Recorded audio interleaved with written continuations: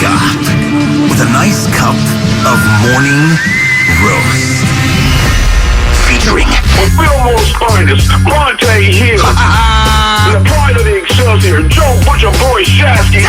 You listening to 95.7 The Game, the morning roast. Oh, baby, that's never going to get old. You're going to hear that every single day. Duke in the City, what's happening? Good morning, everybody out there getting off their graveyard shifts. If you're at work, what is up? If you're getting ready for work, good morning to you. And if you're on the roadways, drive safely. Good morning to everybody out there. Spadoni, Loveman, and Joe Shasky the Butcher. I am Bonte Hill, and look, man, I want to start here. We got Baldy coming up at 7:30. Brian Baldy, you're the smartest man in football. I can't wait for some Baldy's breakdowns. Who's really good this week, especially when it came to the 49ers. But I'm looking at the screen here and the Chris Jones roughing the passer, and I want to start with the roughing the passers and the analytics. Analytics are starting to jump the shark. All right? Starting? So, it has. It's kind of ruined. Can we be real? It's kind of ruined sports. So, poor Charger fan had to sit through that game against the Cleveland Browns because their head coach decided to go for a 4th and 1, 4th and 2. Instead of putting the ball and making the Browns drive the ball with no timeouts and a minute 5 left. He goes for it. He gets bailed out because the kicker of the Browns misses the field goal. But Staley never learns his lesson. He did this last year in Week 18 against the Raiders. He did it all season, Chasky. I know, but I'm saying specifically in the Raider game with the season on the line, he's just he drives me crazy. He's out of control. Yeah. He's out of control. And then I'm watching yesterday, and the Chiefs go for 2, which I was just scratching my head saying, just go up 8. I get it. You want to end the game right there, but just go up 8. See, to me, okay, let's just start with this one because I know you want to get to the other one. Right. Going up 8, you're forcing the team to go the distance, get the touchdown, and get the 2-point conversion, and it's still a tie game. It's still a tie game, and you have 2 timeouts left, and you could go down there and win the game. Exactly. I just don't get why you go for it. I'm I just don't, 100% with you. Now, the bettors, the Chiefs would have gone up past the 7.5. The point spread was 7.5. Me and a few other people had the team total of the Kansas City Chiefs over 30.5. So I'm pissed off about that. I'm just like, wait, you went for 2, but no money aside. Money aside. You go for 2? Wait, the Chiefs over was 30.5? Yes, team total. You got to be kidding me. Yes, team total. Vegas is just on point. And they go for 2. And I'm sitting there thinking, you got to be insane. And of course they don't get it. That layer. Of course they don't get it. Of course they don't get it. Dude, I lost a bet. I'm sorry for laughing. No, it's fine. How? Listen, I lost a bet Sunday, right? Check this bet I lost out before we get back into Chiefs race. This is Bad Beats. Bad Beats. You, Scott Bonte edition. Yeah. I had the Buffalo Bills minus half a point in the third quarter against the Pittsburgh Steelers with the over-under set at 6.5. The Buffalo Bills, with just over 3 minutes left in the third quarter, have the ball at the 1 yard line, Shasky. First and goal at the 1. First and goal at the 1. I'm sitting there, okay, let's just punch it in. Boom, we catch this ticket. We move on to the next. You do want a Josh Allen between the tackles run. They run a shovel pass to the third-string tight end who fumbles at the inch line and the Steelers recover.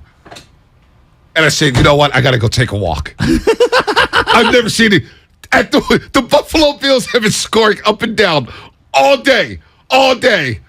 And they run a shovel pass to the third-string tight end, getting cute. And this jabroni fumbles at the inch line. What's his name? I don't even care. I don't want him to know. Oh, my God. I didn't even know that. Oh, my gosh. I was all over the place on the board this week. Look, it was an okay weekend, but when you lose stuff like that, how about having the George Kittle receiving prop? Hey, 62.5 yards. He picks up 47 in the first half. Doesn't even get a target in the second half. Are you serious? Yeah, gambling is off the chain. Gambling's off the chain. I see why Guru is not liquidating all assets. But let's get to the Raiders' 2-point conversion. Hey, for one split second, Guru's getting destroyed. Anytime we post anything now on Instagram and Facebook about anything, we're all getting destroyed. Oh. Like the audience out there, everybody, when you see a 30-second clip, I'm defending Guru here. When you see a 30-second clip posted on one of our social media, can you at least understand that it's not just the 30. It was a larger, nuanced discussion that might have taken 25 minutes, and they clipped 30 seconds. Like, for example, I like Andy Reid. Oh, Shasky likes Andy Reid. Oh, my God. Whoa. And it might have been like, I like Andy Reid, but they never give you the but portion of it. Anyway, continue. I apologize. You just referenced Guru. I felt bad for him. Guru's boy, Brody Blitz, came at me on the night, came at us on 95.7 The Game Friday. Everybody's coming at us. Well, it's like I try to tell people, I'm like, season. I can't be a simultaneous homer and hater. Like, one's got to give, y'all. Dude, I've been called Garoppolo cheerleader. I've been called Garoppolo hater. I've been called a clown. I've been called every name in the book this football season. Football season, I'm like, you know what? When football season ends, I'll be a happy man. Because it seems like football fans have jumped the shark. Anyway, the Raiders. Okay. They score, and it was a beautiful dime from Derek Carr. Oh my God. The deep ball to You're talking about the one Adams. to Devontae. That was one of the best first throws one was great, but the second one was just incredible. Incredible throw. Yeah. One of the best throws I've seen all season. That's what I'm saying. Perfect spiral, steps up in the pocket, just lets it go. And that's where he teases you with the arm I talent. was just like, oh my God, you can make that throw all day. Why don't you do it all time? I know. Jesus Christ. They have a chance to tie the game. And Josh McDaniels was like, well, 4:37? Yeah, I think there was 4 minutes, at least 4 minutes, right? 4:37, I believe. Yep. And he goes for two. I don't get that. He goes for two. Well, especially when they've been scoring in the whole second half. I mean, it feels like since the Raiders went up, they're up 17-0. Yeah. It's been all Chiefs. I mean, I don't get it. I don't get it. I don't get the analytics. I don't get the decision to go for two. And you don't get it. It was, let me see here. It was 4:27 left in the game. 4:27 left. Minutes. So you got a couple timeouts. Make the Chiefs score and take the lead. And of all the teams that have explosive offenses that could score almost instantaneously, you would think it's the Chiefs. So tie the game up to me and try to play defense. And if they score, you're going to still give your opportunity chance to answer back. Right. Well, now, I don't know if Matt Rule was going by analytics Sunday for the Carolina Panthers. That 2-point conversion made no sense. It was 17-9. They scored a touchdown to make it 17-9. And then he went for two there. I don't get it. And now you're forcing yourself to go for two later. And you're chasing points. And just, again, we're overthinking this thing because the spreadsheet people who have never played sports in their life, they don't understand there's context. It's the same thing I say about an at-bat. I've talked to so many baseball players, and it's worse in baseball. Well, they're like, oh, an at-bat in the third inning is the same as a bat in the eighth inning. No, it's not. It's completely different. Yeah. Oh, if a guy's batting, 257 all year and he pinch hits in the eighth inning with the bases loaded, it's the exact same as him starting the game off in May. Like, no, it's not. No, it's not. It's completely different. What if I haven't taken an at-bat for a week? Right. All right? You're telling me I'm just going to go there ice cold and I'm going up against Billy Wagner? You know what I mean? Like, the advanced analytics, it's jumped the shark. At some point, the game I'm watching has to matter. The context of, is my team playing well right now? Is Frank Clark on the field? Like, I'm just saying, like, all the variables. Hey, our cornerback is getting dusted in this particular matchup against Devontae Adams. Right. None of these things seem to matter anymore. No, like, it doesn't. Hey, the crowd's going crazy. I've already burned a timeout. Right. We're reeling. My defense is exhausted. Right. None of those things matter. It doesn't matter. It's what does the robots. spreadsheet say? It's all these driving robots. me nuts. Oh, it's driving. So I was watching Sean Payton, believe it or not, on your boy Colin Cowherd's show. I turned the TV on. Yeah. And for some reason, one of my TVs, although, like when I turn it on, it's always on Fox Sports 1. Oh. I swear to God, I never watch the channel unless there's baseball or I something. thought you were football. more of a Tucker Carlson kind of a guy. No, I definitely is not. I'm definitely not a I Fox didn't- News guy. That guy. I mean, did you see him talking to Kanye West? Yeah, Kanye, you're absolutely right. It's like two buffoons. two. No, I mean, it's just like, just oh my two God, knuckleheads. a billionaire buffoon. But it's the guy's lost his rocker, Kanye West, and Tucker Carlson's loving every second of it. When you look at these analytics, and like they showed the booth, I think it was the Bengals-Ravens game, because they were deciding whether or not to have Justin Tucker kick a field goal. They had gone for Was it there a before. mathematician They showed up in the booth? They showed the booth. I don't know if it was the Ravens-Bengals game. Okay. I don't know what game it was, but they had the three analytic guys in one little box. A bunch of and they're nerds. all got the headset on with their heads, and they're sitting there like Three of them. they look like geeks. So wait, absolute time out. nerds. I just want to remember we talked to Mike Holmgren as you're bringing up three guys up in that booth, and they all have headsets. What did Mike Holmgren say when we had him on? Only want one person talking. That's me. And Unless I ask you a question, you talk. Simplicity. You know what I mean? Right. Like, there's too many. It's not a Wu-Tang concert. I don't need 25 guys with a microphone. Right. You know what I'm saying? Right. One person is in control. Continue. One person. So they got these guys in the booth, and they're like, those are the analytic guys, and they're like biting their fingernails and look all nervous. I'm like, you got billions of dollars on the line. Winning is hard in the NFL. 100%. And you want to lead on these three dweebs to dictate a decision that can change the football game? It's too much. Well, and it's too much, Shasky. And now you're the one that has to explain. You have to explain it, not those guys. The head coach has to explain Max it. Crosby, for example, played his ass off last night. Played his ass off. Hey, we're going to go for 2 here, Max, because the guy up in the booth who has not taken a snap of football in his life says we should do it. Yeah. What do you think Max Crosby's thinking? Oh, Max Crosby's angry. Why? We just busted our ass. We got to stop. Go tie the football game up. I know. Tie the game. I don't get it. I don't get Eddie Reed's decision. Brendan Staley's just like, they're bailing him out with the Chargers. Oh, there's Poor no doubt. Charger fan. Charger fans got to be sick watching that team every 100%. single week. Well, you see this now in the NBA, Bonte. I mean, look, no one wants to take a mid-range. They're like, no. I know you're wide open from the elbow. Take that contested 3. Like it's completely jumped the shark, and we've overthought the whole thing. The organic flow of sports needs to come back. I'm a big believer in. Look, I like science. We all do. I'm all about my money, baby. Let's do it. We all want to make more money. But I also love art. And part of why I love sports is that it does, at times, blend the science with the art. It feels like we're too tilted in the science direction. Would you agree? Oh, there's no doubt about it. I mean, it's performance art. It's theater. It's theater of the mind. It's not, hey, numbers here, and let's just go for 2 because we have a 67% chance to score. Are you sure about that? Are you sure that other team is not better in the red zone than they are, say, outside of the red zone defensively? There's teams that don't give it, like the Bengals, for example. You know, they haven't given up a touchdown in the second half of a season this year. They haven't given up a touchdown in the second half of a season, of the season this year so far. Yet they're 2-3. They're 2-3. That's Why? insane. Why? Because they put themselves in bad positions when they go for it, when they don't get stops, when they run the analytics gambit. Oh, from the 27-yard line, 4th and 1.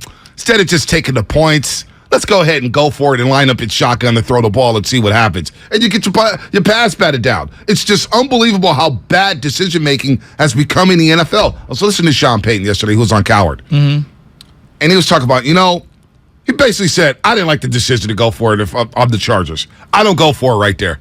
No disrespect to Jacoby Brissett, but I'm not punting the ball back to Peyton Manning. Exactly. It's Jacoby Brissett. Exactly. All right? Why do you think he did the onside kick in the Super Bowl? Because he wanted Peyton Manning to have one less touch. Yep, exactly. That was his argument. It wasn't about analytics and catching them off guard. It was literally like, I don't want Peyton to touch the ball. Well, this is what he said about analytics. He goes, Sean Payton was talking. He's like, the way I look at analytics is you got to look at the height, weight, size of these players. Thank right? you. That's part of the analytics. They don't equate that into their analytics. A lot of these teams, they look at the height, size, weight of a player. They look at the down, the distance, and the chance and the percentages. But Sean Payton was like, I look at the height, weight, size of a player, the combinations, the personnel on the other side, the personnel on my side. And then what I try to do is I'd work in 2-down increments. Yeah. Run pass combos, run combos. I love pass that. run combos. How can I not get to 3rd down? How can I make my job easier by not getting the 3rd down and continue to get first downs? And it kind of blew me away. Well, and then you watch the game last night, and these jabronis are going for 2 for no damn reason. Let me take you back in time. Remember Pete Carroll's team with Reggie Bush? Yep. One of the best teams of all Best time in teams college, ever. right? Norm Chow was running that offense, and I'll never forget, they played Notre Dame in Notre Dame. Do you remember this game? The Bush push. Dwayne Jarrett, 4th and 9, fade routes. Okay. 3rd and 20 it was prior to that. And Norm Chow said, we're clearly going to be going for it. I have to get 8 to 9, 10 yards here. Half the yardage. And they did. I don't know if it was Fred Davis or Steve Smith. But they got 11 yards. They cut it to a quote-unquote manageable 4th and 9. And listening to Norm Chow, this was not analytics driven. This was smarts. Like, we're in 4-down territory. Our season's on the line. 2-down sequence. Let's get yardage on 3rd down 100%. and make our 4th down conversion easier. And you said it right away. 4th and 9, 4th and 9, Dwayne Jarrett, fade route. 3rd and 20 leading up to that, and they cut it in half. And it's one of those seminal moments that I think about because he was so ahead of his time. It didn't matter about the analytics. Right. I'm not going to run a 20-yard play here. I need to cut it in half. You know why? Yep. Common sense. There's not a lot of 4th and 20 plays in the playbook.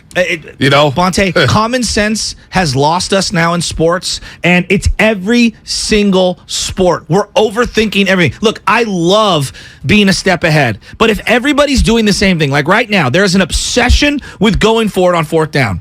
In obsession to that, wide receiver screens. Well, that too. It's just all over them. But It's like I watched the Big 12 jumped the football. shark. Wouldn't you agree? No doubt it's jumped the shark. Last night, I was just like, not only was it the money, but I'm sitting there just as a football fan, like, why? Kansas City, Andy Reid. I know. You took the lead. You go up 8. You make the Raiders go for 2, you're all good. The game is, you have control of the football game. And especially nowadays, if you look at like the 2-minute drill, it used to be the 2-minute drill. Right. It would take Montana Now it's a minute drill. Minute? The Chiefs scored in 17 seconds yesterday. Bonte, the elite quarterbacks, you give them less than 40 seconds, they're getting down the field. Yep. Like with 0 timeouts. Am I wrong? No, you're not wrong. If you give the ball to Aaron Rodgers, Brady, Josh Allen, Mahomes, 40 seconds are left at the 20. No timeouts. They're getting 3. They're getting 3. At minimum. The Chiefs yesterday, 17 seconds. I know. And they were able to get in the field goal range, and the dude makes a 59-yarder before halftime, and it's 20-10. By the way, since we're here, the roughing the passer calls. Oh, my God. Chris Did you hear me and Jones Spadoni? No, I heard you screaming. I know what you're screaming about. But I was making so many articulate points. Brady yesterday. Oh, my God. First of all, and you're right with the leg kicking. Just No, weird. and I love Brady. That was stupid. Brady was acting. Thank he was you. acting. Thank and he you. got the flag. And Arthur Smith called people names. It was James Harden-esque. It was in terms of trying to bait an official. Poor Atlanta. They worked so hard to get back into that football game. Worked so hard to get back into that game. And to have it taken away. Grady Jarrett's a great defensive tackle, by the way. He's a great player. defensive tackle. Then yesterday, Chris Jones, that could have been a game-changing play because he picked up the fumble, too. And I'm watching because the value was down at that time. I got baby Chaz. And I'm saying to myself, wait, is that roughing the passer?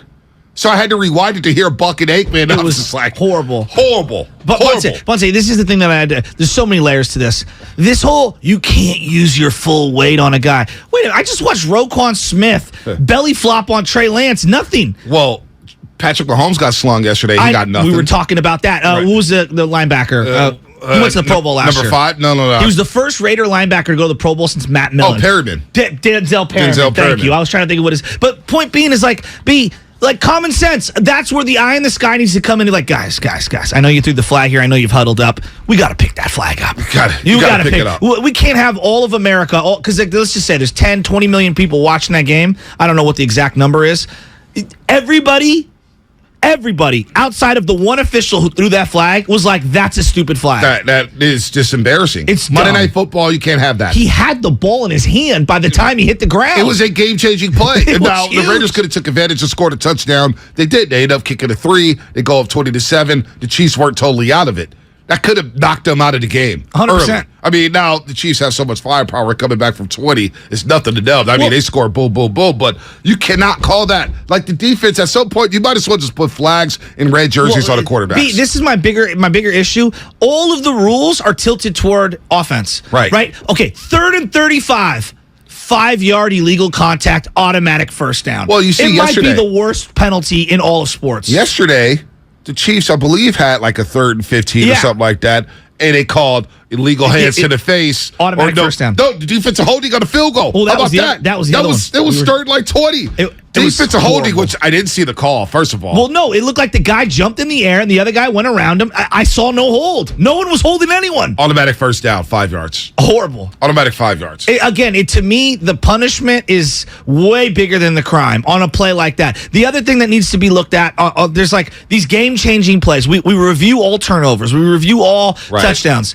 From now on, all quarterback sacks where there's a penalty throw, I want them reviewed, and all pass interferences I want reviewed as well. Well, can't the NFL from their offices, league offices, see or whoever's in the replay center, call out to the refs, hey, that's not roughing the passer. Let's go. Of officiating for these standalone games, these Monday, Thursday, Sunday night games, the head of officiating should be on the broadcast. I agree. And should be jumping in and have a statement on why or why not this isn't a penalty. I agree. I so agree. What are you doing? You're hiding in like the Wizard of Oz behind the curtain. By the way, King Shannon, our boy Shannon. Yeah. The Shannons. What up, the Shannons? Bill Shannon, Javon Shannon, all you guys. Again, common sense is my number one problem. He brought up a good point about pass interferences. He goes, they should start taking stats of PI yards wide receivers accumulate. That would be pretty cool. If you want to talk about analytics and numbers, because there's so many damn numbers. But pass interference yards. Hey, Devontae Adams leads the league at 133 pass interference yards. That's big to me. That's saying that this guy's drawing flags. He's a matchup nightmare, and corners can't guard him one-on-one. I like that. I like that. Those are numbers I like. I also think we should get more sophisticated with interceptions. Like if it goes right off of a wide receiver or running back's hands, like it clearly off their hands. Like that should be on that player. Should be on the fumble. We should have two kinds of interceptions, right? Right. There's the ones that are deflected off of a player or not. Yep. My bigger issue, I'm sick of watching 5 officials huddle, talk for 5 minutes, and still get the call wrong. Just have the eye in the sky. Stop huddling. We're going to page it into you. Officiating bad in football, basketball, and baseball? We'll talk about that coming up. Brought to you by Fremont Bank. Full service banking, no compromises.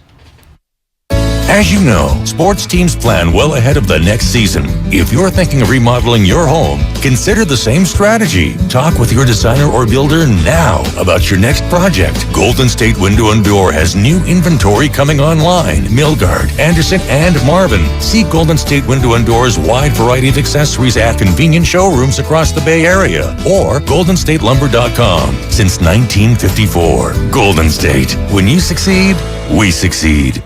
Kirby, they're your driveway mechanic, and they bring the shop to you. And our friends over at Kirby just won the Motor Top 20 Award for innovation, brakes and tire replacements, oil changes, and more. And they've just added a Kirby's eco-friendly wash. I used it, and it's incredible. It barely used any water, and it made my car look brand new. They used all biodegradable products that provide the ultimate shine and protection, and it made the interior and exterior of my car look sparkling new, all in the ease of my driveway. The ultimate convenience, easy booking, transparent pricing, on-time arrival, service in your driveway, no waiting rooms, no coordinating rides, direct access to your mechanic, friendly and reliable service, no middlemen, and no upsells. Get $50 off your first oil change with the code OIL50. That's OIL50. Or I've got a code now, Bonte. It's called Joe Wash. I'll say it again. Use the code Joe, J-O-E, Wash, all one word, W-A-S-H, to get a free sealant treatment with the purchase of Kirby's eco-friendly wash. Check out Kirby.com. That's CURBEE.com or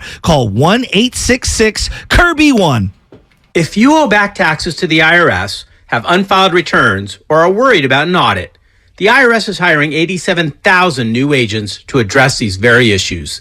That means if you need to get your tax problems resolved, now is the time to get started. I'm tax attorney Robert Goldstein, and my firm specializes in helping individuals and small businesses resolve their tax problems.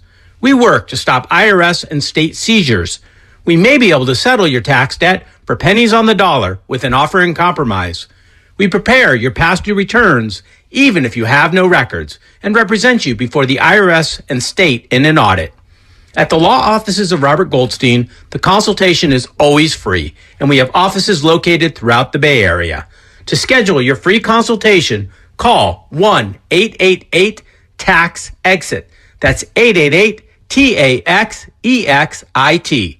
888-TAX-EXIT. And make us your last stop. If you own a business, this has been a bumpy ride. From pandemic to inflation, I'm sure you could use a break. If your business has 5 or more employees and survived COVID, you may be eligible to receive a payroll tax refund of up to $26,000 per employee. The challenge is getting your hands on it. Hi, I'm Howard Mackler, and that's why I founded GetRefunds.com to cut through the red tape and get you the money. The team of tax attorneys we have put together are highly trained in this little-known payroll tax refund program. We do all the work, charge not a dime up front, and simply share a percentage of the cash that we get for you. Businesses of all types can qualify, including those that took PPP, nonprofits, and even those that had increases in sales. We have helped return over $1 billion to businesses, and we can help you too. Just go to GetRefunds.com, click on Qualify Me, and answer a few questions. This payroll tax refund is only available for a limited period of time. Don't lose out on up to $26,000 per employee. Go to GetRefunds.com. That's GetRefunds.com.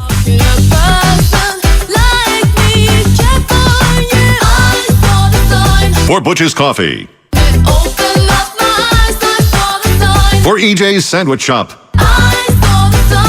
For Springfield Family Dental. Every day, Staples helps every kind of small business create bold signs that sing. And now get $10 off custom signs, banners, and posters when you spend $50 or more. Ends 12/31. Visit staplesconnect.com/thisisyoursign for details.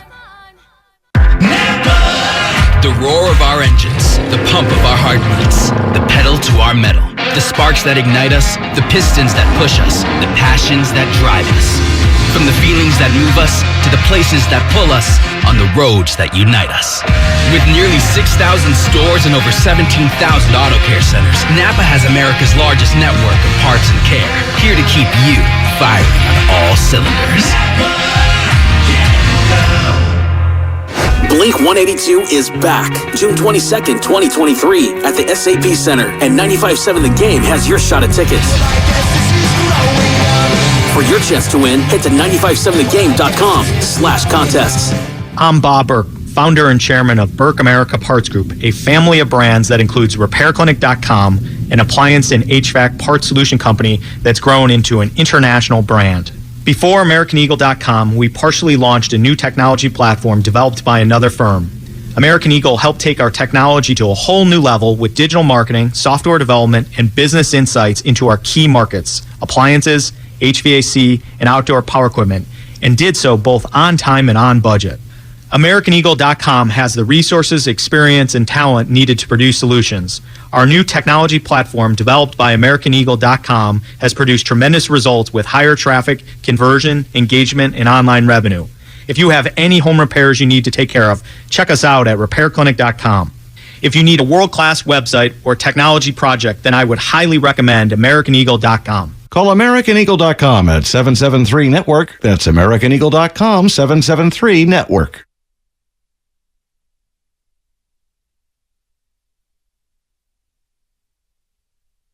This is Stephen Curry, and you're listening to The Morning Roast with Bonte and The Butcher on 95.7 The Game. 1 week away from ring night at Chase Center, baby. For the season opener for the Golden State Warriors, they'll take on the LA Lakers, and many will receive their fourth NBA championship rings. Some will receive their first championship rings. Looney will receive his third. Kerr's getting a lot of jewelry. Man, we just wonder if Draymond Green's going to be in the building. That's the big elephant in the room. 7 days away, ring night for the Golden State Warriors against LeBron James and the Lakers. I missed that beat. Eminem, don't you want to grow up to be just like me? The beat is hard. He killed that. Beat is all time. I mean, he really did. Me and Marcus Allen went over to see Nicole. I mean, he just went off, dude. Went off. I know. His satire was... Out of all the bars to bring up from that song, you bring up that I can't stop thinking of that one. I'm not going to go there. But leave that alone. OJ could be listening.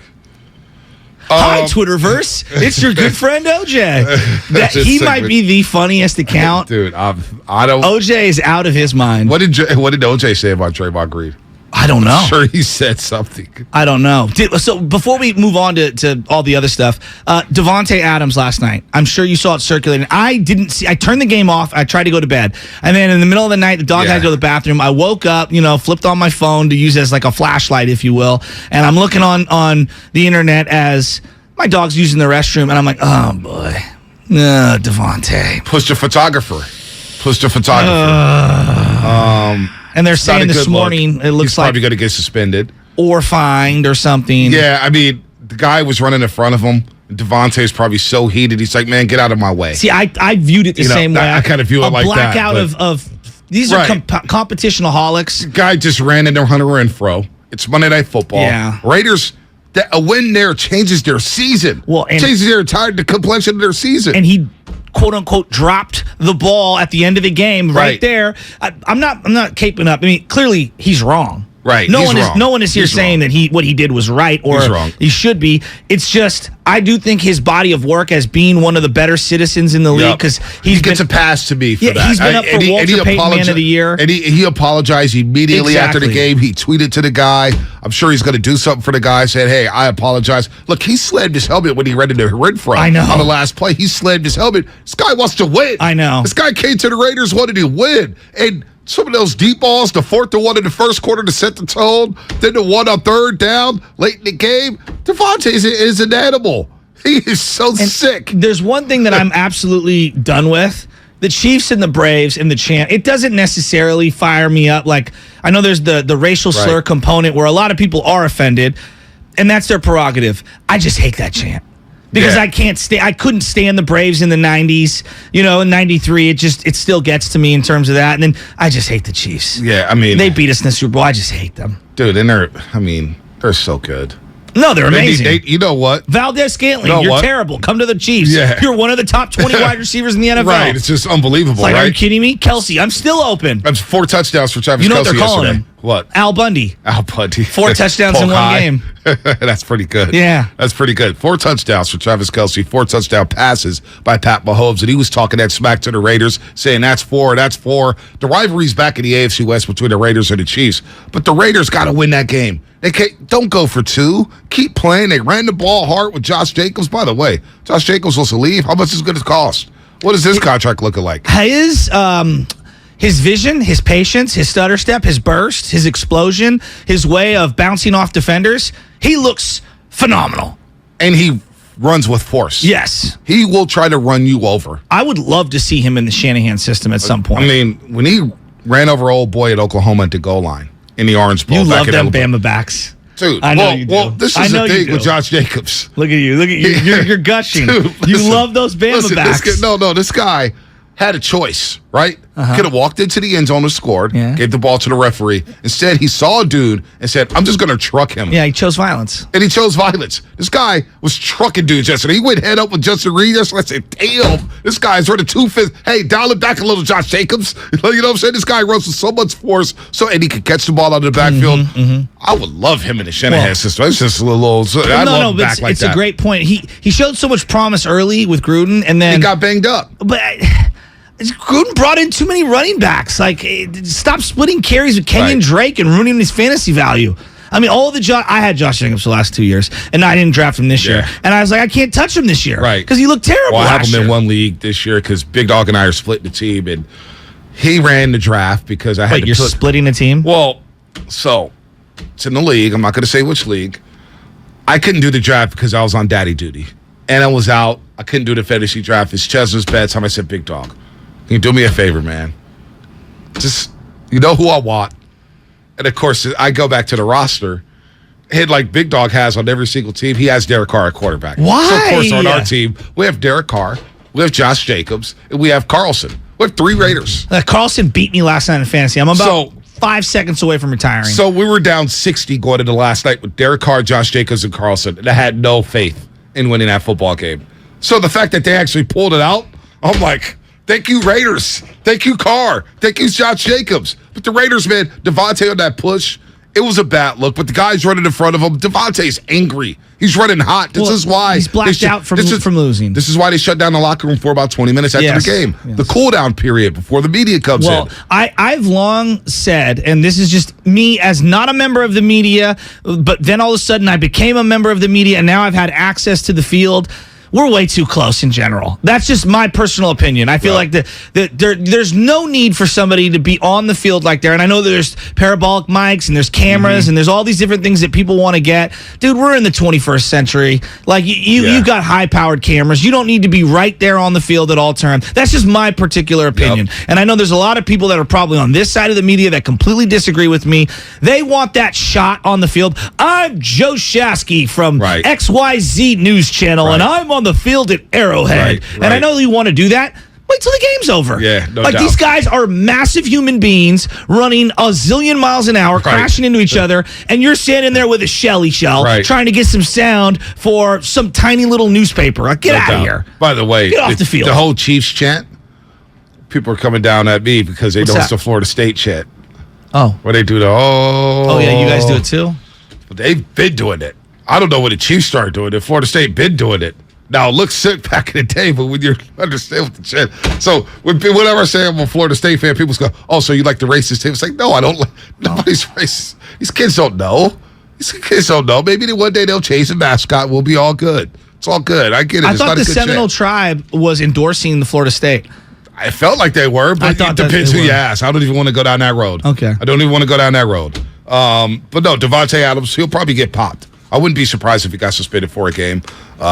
Maybe just a fat fine, but the Raiders do lose to the Chiefs. Niners, 3-2 in sole possession of the NFC West. Michael Irvin has some great things to say about the 49ers. Michael Irvin? Michael Irvin, the playmaker.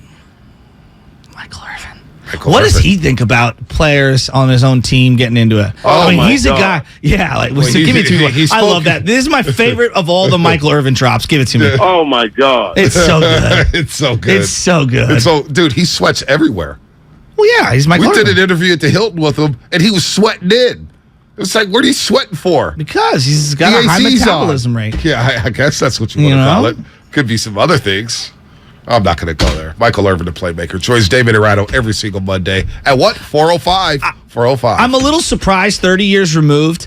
I hated Michael Irvin. Oh, I love him now. No, I hated him, B. Oh, I hated Troy Aikman. 100%. I hated Michael Irvin. No, I can't get enough of Aikman. I'm the same way. Like, that's the other thing about last night.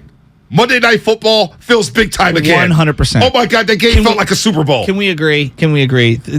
Al Michaels pales in comparison right now to Joe Buck. Well, he was Sunday night. No, I know, but I'm saying Al Michaels is shot. in terms He's of when done. you turn a game on, Yeah. I meant like, it's big time. Like, Dude. I'm sorry, Al Michaels is so below Joe Buck right now in Dude, so football, it's below. not even close. So now you got Sunday Night Football, which is great. And now you got Monday Night Football, which is taking it up a notch. back. And Aikman is like in his bag. 100%. He knows when to shut up. Buck is in his bag. It feels big time again. You know what I love about Aikman? He's not afraid to criticize players. He will all day long. But that's refreshing. That's why you're on there. That's okay. You're not a golf guy, but Johnny Miller was a big golf analyst. NBC. And the reason why everyone hated him and loved him simultaneously, because he criticized everybody. Yeah. Like, you're up there, you can't, not everything could be rose. Like, Gruden, I'll tell you what, man, this Alex Smith, he's one of the best quarterbacks in the league. It's like, okay. No, stop lying to us, please. Exactly. We I'm don't using need that. Alex as an Yeah, example. we don't need that. Kirk Herbstreit was doing that. Yeah. Oh, well, Jimmy Garoppolo just really led this team to the... No, he didn't, Kirk. The defense led us. Special teams. And it's not a knock on Jimmy. It's not a knock on Jimmy, but Herbstreit, you're wrong. You're insulting our intelligence. All right? Aikman, Buck, Monday Night Football, it's back. It was big time yesterday. Big game. Raiders come up short 30-29. Why go for two? Josh McDaniels, why go for two? What's coming up in the game brought to you by Fremont Bank, full service banking, no compromises. Let's break down the Niners. We kind of mixed it up yesterday on the Victory Monday, talking a little Draymond, Jordan Poole, and 49er ball. But where are the Niners at right now in the landscape of the NFC? Let's break that down, Shasky, right here on the Morning Roast, brought to you by Fremont Bank, full service banking, no compromises.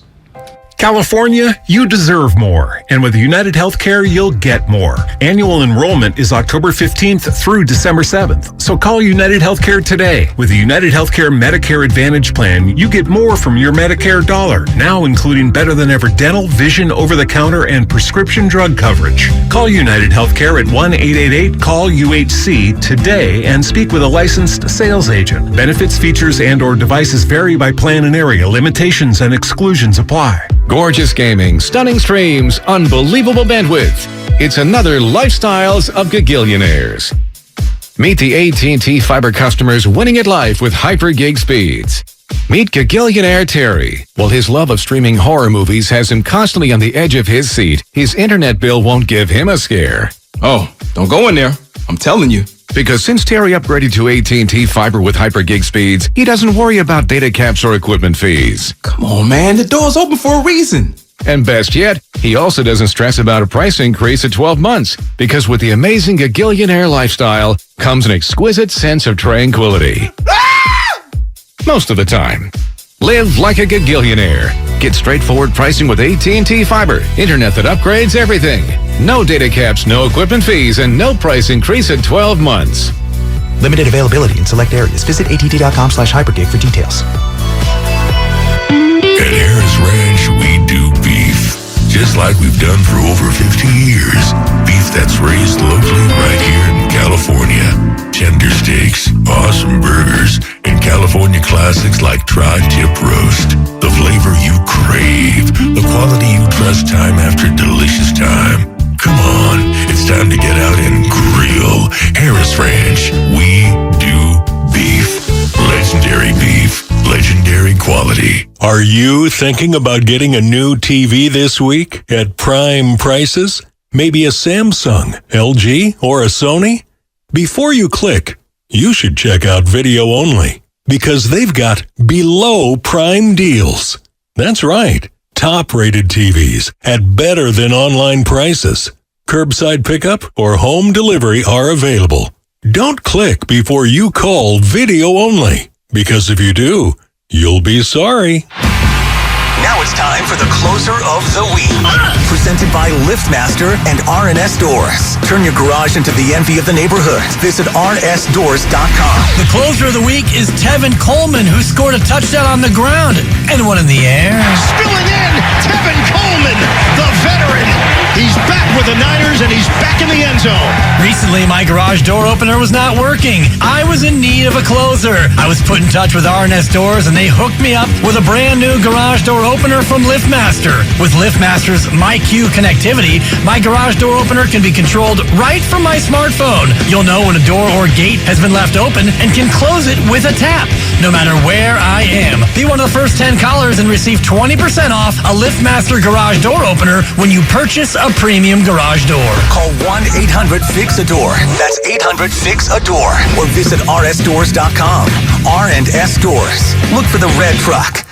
Hi, this is George with Left Coast Buyers. We buy properties all over California. If you own a house or an apartment building and want to sell it fast at a great price, call us at 925-434-5000. We can pay cash and close in as little as 7 days. We buy properties in any condition, any price range, and can help you in any situation. Do you own a property that is run down and needs thousands of dollars in repairs? Are you out of time, money, and energy? Let us help. Are you looking for an easy way to get top dollar for your property and sell on your terms and timeline? Well, call Left Coast Buyers now at 925-434-5000. We can solve any problem. We buy divorce houses, inherited houses. We even buy vacant houses and abandoned houses. Do you have a tenant who hasn't paid rent? Are you behind on property taxes, mortgage payments, or even facing a foreclosure? Even if you're just nervous about capital gains or an upcoming recession, we've seen it all. So if you or someone you know owns a property and needs to sell, call Left Coast Buyers at 925-434-5000. That's 925-434-5000. Domination! The season begins now. Join us for Champions Ring Night, presented by Chase Freedom on Tuesday, October 18th, as the Warriors host the Los Angeles Lakers live at Chase Center. Get your tickets now at Warriors.com or call 888-GSW-HOOP. Representatives standing by. The new Google Pixel 7 Pro is super, especially when it's on Verizon, the network America relies on. It's supercharged, super powered, and a super... deal. You know it. Now, switch to Verizon and get the Google Pixel 7 Pro on us with select trade-ins and select 5G unlimited plans. That really is super. Yep, there's never been a better time to switch to Verizon. $899.99 device payment purchase with new smartphone line on select 5G unlimited plans required. $200 Verizon e-gift card with ported. Less $700 trade-in/promo credit applied over 36 months. 0% APR. Trade-in conditions and additional terms apply. Hey guys, this is Keenan Thompson. I have a problem with you. Yes, you. None of y'all told me that AutoTrader has millions of new and used cars that I can shop from home. I thought we were friends. I put smiles on your face, but I'm not smiling. No one told me that with AutoTrader, a dealer can deliver cars to my home or that I could shop by price on AutoTrader. No one. Consider this friendship that you just learned we had officially over. Finally, it's easy. AutoTrader. What's your retirement look like? With Fidelity Income Planning, a dedicated advisor can help you create a flexible income strategy to grow and protect your wealth so you can stop worrying about the future and enjoy whatever comes next. Investment minimums apply. Fidelity Brokerage Services member NYSE SIPC.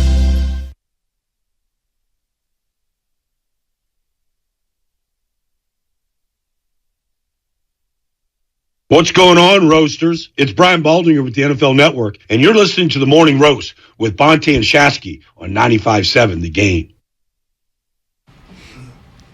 Baldy, 7:30. What you gonna do when I bend the block? This beat is all time. Come on. Beat is all time. Oh, my God. Oh, my God. It's such a great beat. By the way, the 40 water thin beanie that he wears, you know what I'm talking about, where he kind of rolls it up? Yep. That is the SoCal look now. Is that the SoCal look? Yeah, when I went down to go see Nash, I noticed so many people. It's like 95 degrees, and they're all in like beanies.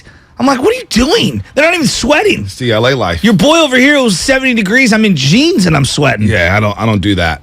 I do not do that. There is a distinction between SoCal and NorCal when it comes to just outfits, vibes, personalities. Like, it is very, very different when it comes to cultures. Yeah, when I attended SF State, it's funny because all the NorCal kids usually go down to SoCal. Whether it's UC Santa Barbara, Cal Poly, UCLA, USC, all the schools down there, Occidental.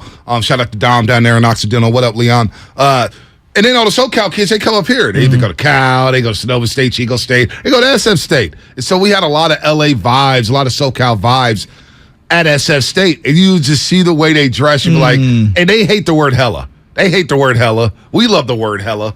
they would like knock us for our slang, but then they would dress it up like, bro, this ain't LA, dog. It's not 75 degrees with palm trees. What are you doing? But the rolled up beanie, the skinny beanie with the rolled up thing, it was a thing. My head's too big for that. I tried it. My head's just way extra jumbo size. Like it's not there. Well, the problem is like I guess if you have really short hair, it's irrelevant. But if you got hair like me, where I've got a little bit left on my head, you can pull it off. Yeah, but you put the beanie on, and what ends up happening is now you got beanie head, and so you pull it off, and your hair's sticking like you're, the McAllister kid in Home Alone after he just woke up. Yeah, that's true. But you can pull it off though, because you got a little peanut head. My head's huge.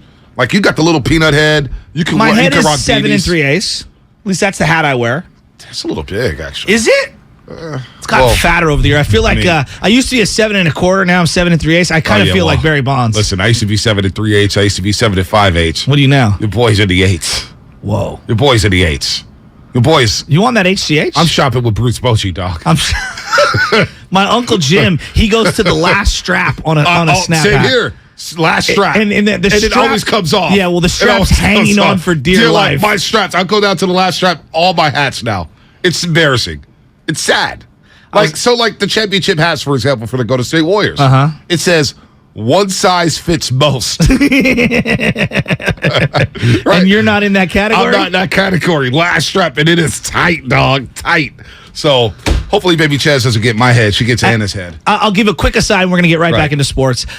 Playing high school baseball, and you know this guy, John Vellis. We're all on the same team together. He still owes me money. Well, he owes everyone money. God bless you, Johnny. So Johnny Croatia and I are playing baseball, and he goes out to hit, and he puts the helmet on. He had a massive head back in the day, just a huge head, so he wouldn't wear a hat underneath the helmet. Now, looking back on it, as we all shared helmets, that was the era. We'd have like 3-team helmets, 4-team helmets, and then you had to share. Guys are coming up with wing worm bumps all over the place. But I always wore my hat because my head wasn't that big, so I'd wear the hat underneath so that the helmet would fit right.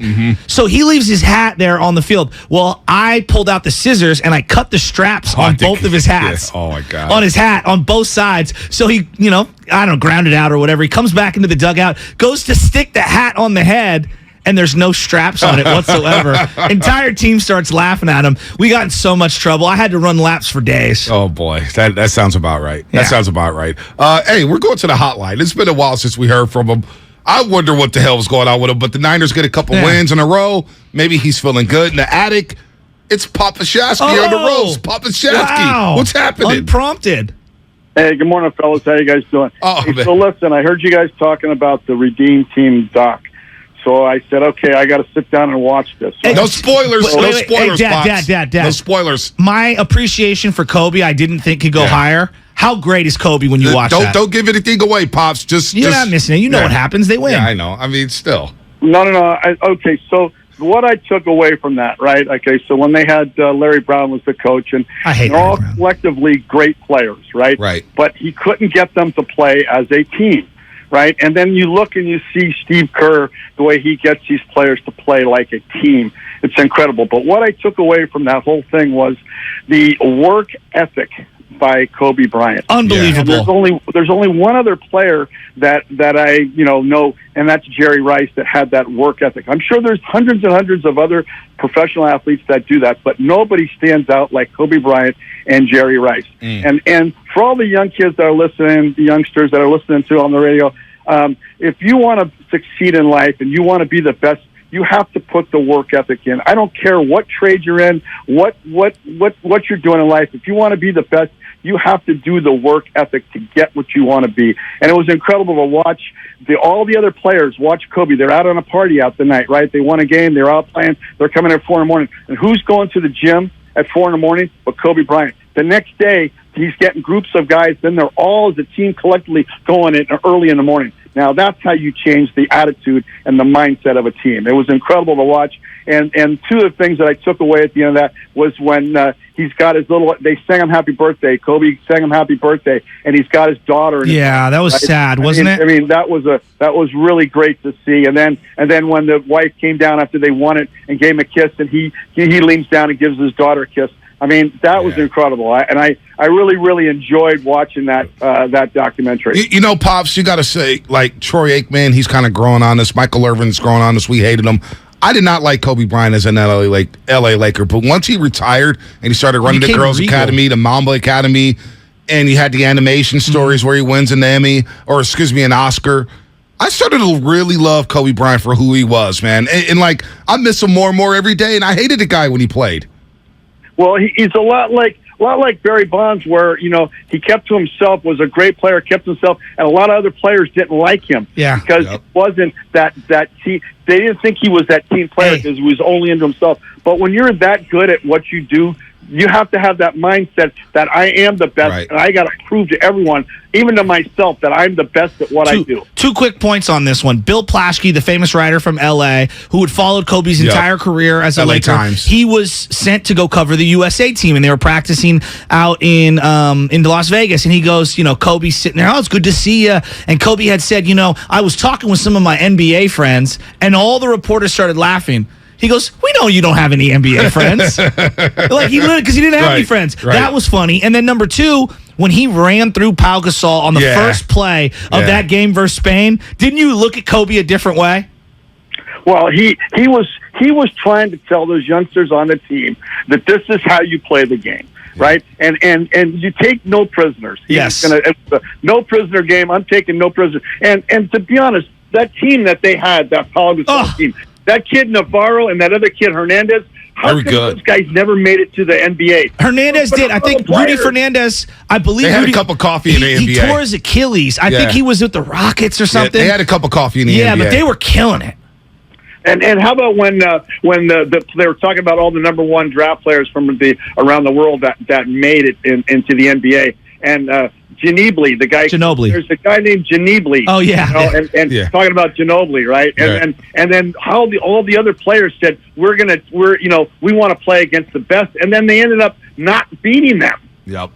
The Redeem team was great. You got to see that.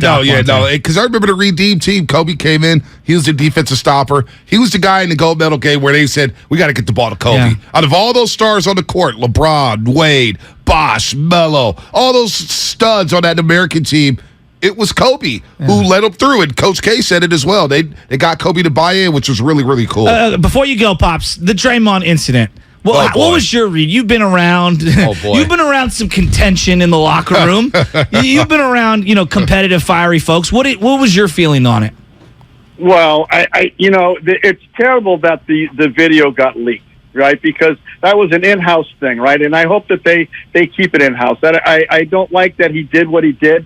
I think that Draymond needs to apologize to his entire family, Jordan Poole's family, for disrespecting the young player. He's 10 years older. There's a way to mentor young kids, and by physical actions, not the way to do it. Right? Yeah. You want to try to lead by example. When you're an older player and you've been around here and you've been leading the other team, you need to lead by example. And I think that was not the right way. Now he can redeem himself, totally redeem himself, as in. And by coming out and saying he was sorry, and he does need some help. He needs to go to counseling.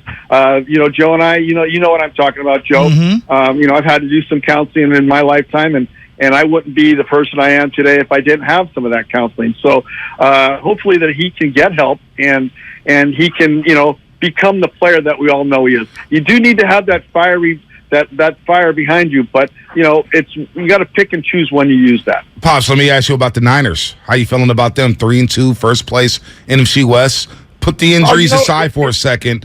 They look like a team that could be reckoned with in the NFC. It's funny, that first drive, they go down methodically. The last couple of games, they go down that first drive, and the team that they played hadn't given up a touchdown, opening touchdown Panthers. in 2 years? Yeah, Carolina Panthers, yeah. And they drove down methodically and went rub, boom, boom, boom. And they did that against the Rams as well. And I go, why can't they do that every time? Why does it but I do like the way Jimmy's getting the ball out quick, right? I don't know that there were some schemes there where the guys were rushing up the middle and sacking him, right? I know they were working, but the line looked really well after they again, they're establishing a pass to establish the run. Yes. Vice versa, what they used to do, right? That was kind of like Bill Walsh's thing, right? Yep. You establish, and we've talked about this, Joe, about scripting the plays, right? So the players know He loves scripting the plays. Well, so, Pops, did you know that Shanahan scripted the first 24 plays, and in the first 8 plays at the halftime, they brought that up on the broadcast Sunday? I did hear that, but that's some of the thing. That's something that they probably don't let that get out, right? I mean, that's something that's probably in house again. But I think it's a great idea. The players all know where they need to be. They've run these plays in practice all week long. There should be no mistake about offsides or moving. You didn't see too many penalties this time around. That's a good point. And it's a shame that we got 3 players hurt plus a kicker. It's and for the Ward comes up his third game. Third play, he breaks his hand. Yeah. Kidding me? And then Mosley, he has a great interception for a return, and then he's going downfield just for a routine defense play, and he comes down on his knee wrong.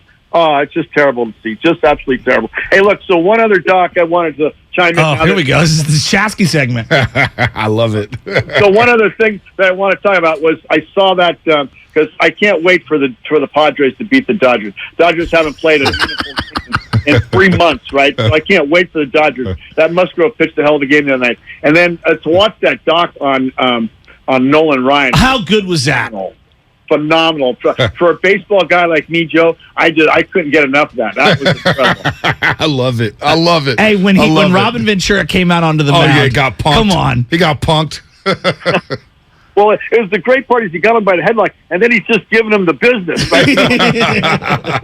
Talk about a guy throwing gas for 3 decades. 108 mile an hour. That's what they thought he threw in the 60s. That's crazy. What was the referee's name that said he made the call? Said, he's giving him the business. Oh, yeah. Oh, yeah, that was the official. Yeah. Foul on number 68 for giving him the business. Giving him the business. All right, Pops, hit him straight today. All right, guys. You guys have a great day. All right, Papa Shasky time. We need an intro for him. I know, we do. He needs his own.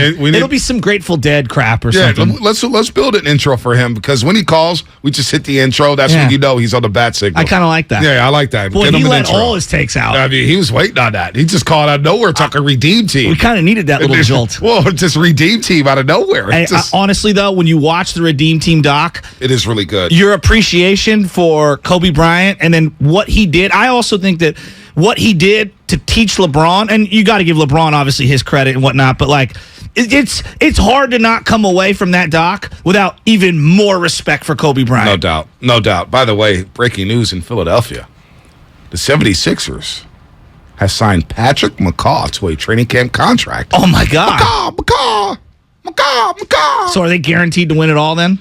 3-time champion? Favorites to win the championship, I would say. James Harden's in shape.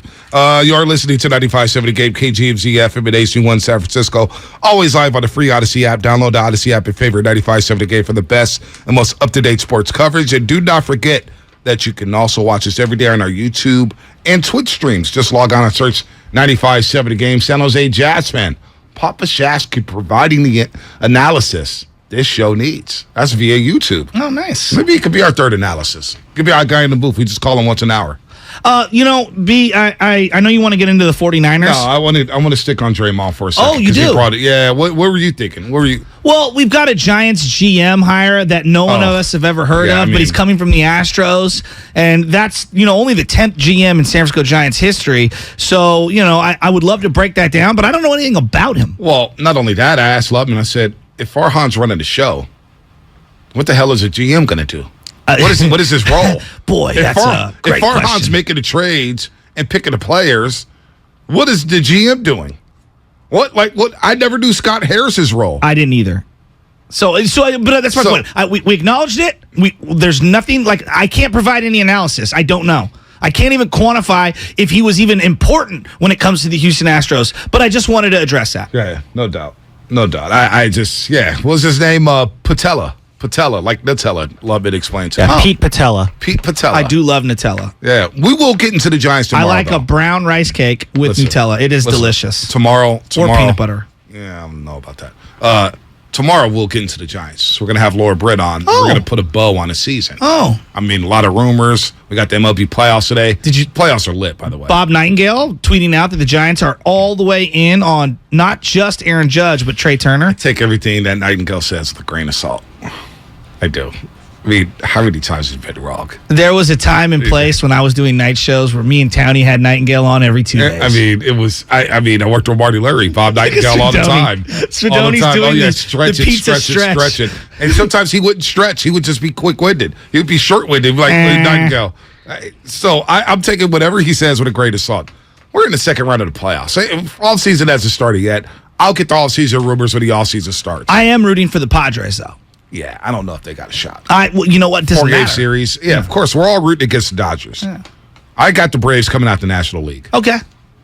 The American League, I think we're going to actually get a rematch of the World Series. You know what? Braves, Astros. I like the Astros. You know what yesterday was? It was October 10th, okay? So it was the 12-year anniversary of the Alex Smith Sunday night game against the Philadelphia Eagles. When they remain winless. Well, and the crowd, I was one of them, we were chanting, "We want Carr," as in David Carr, Derek Carr's brother, who was the backup. And then after 2 passes, we said, okay, we're done with Carr. We want Troy Smith. But in the parking lot, and then the reason I bring this up, because 12 years ago to that day, I was in the parking lot, all right, as we talked baseball playoffs.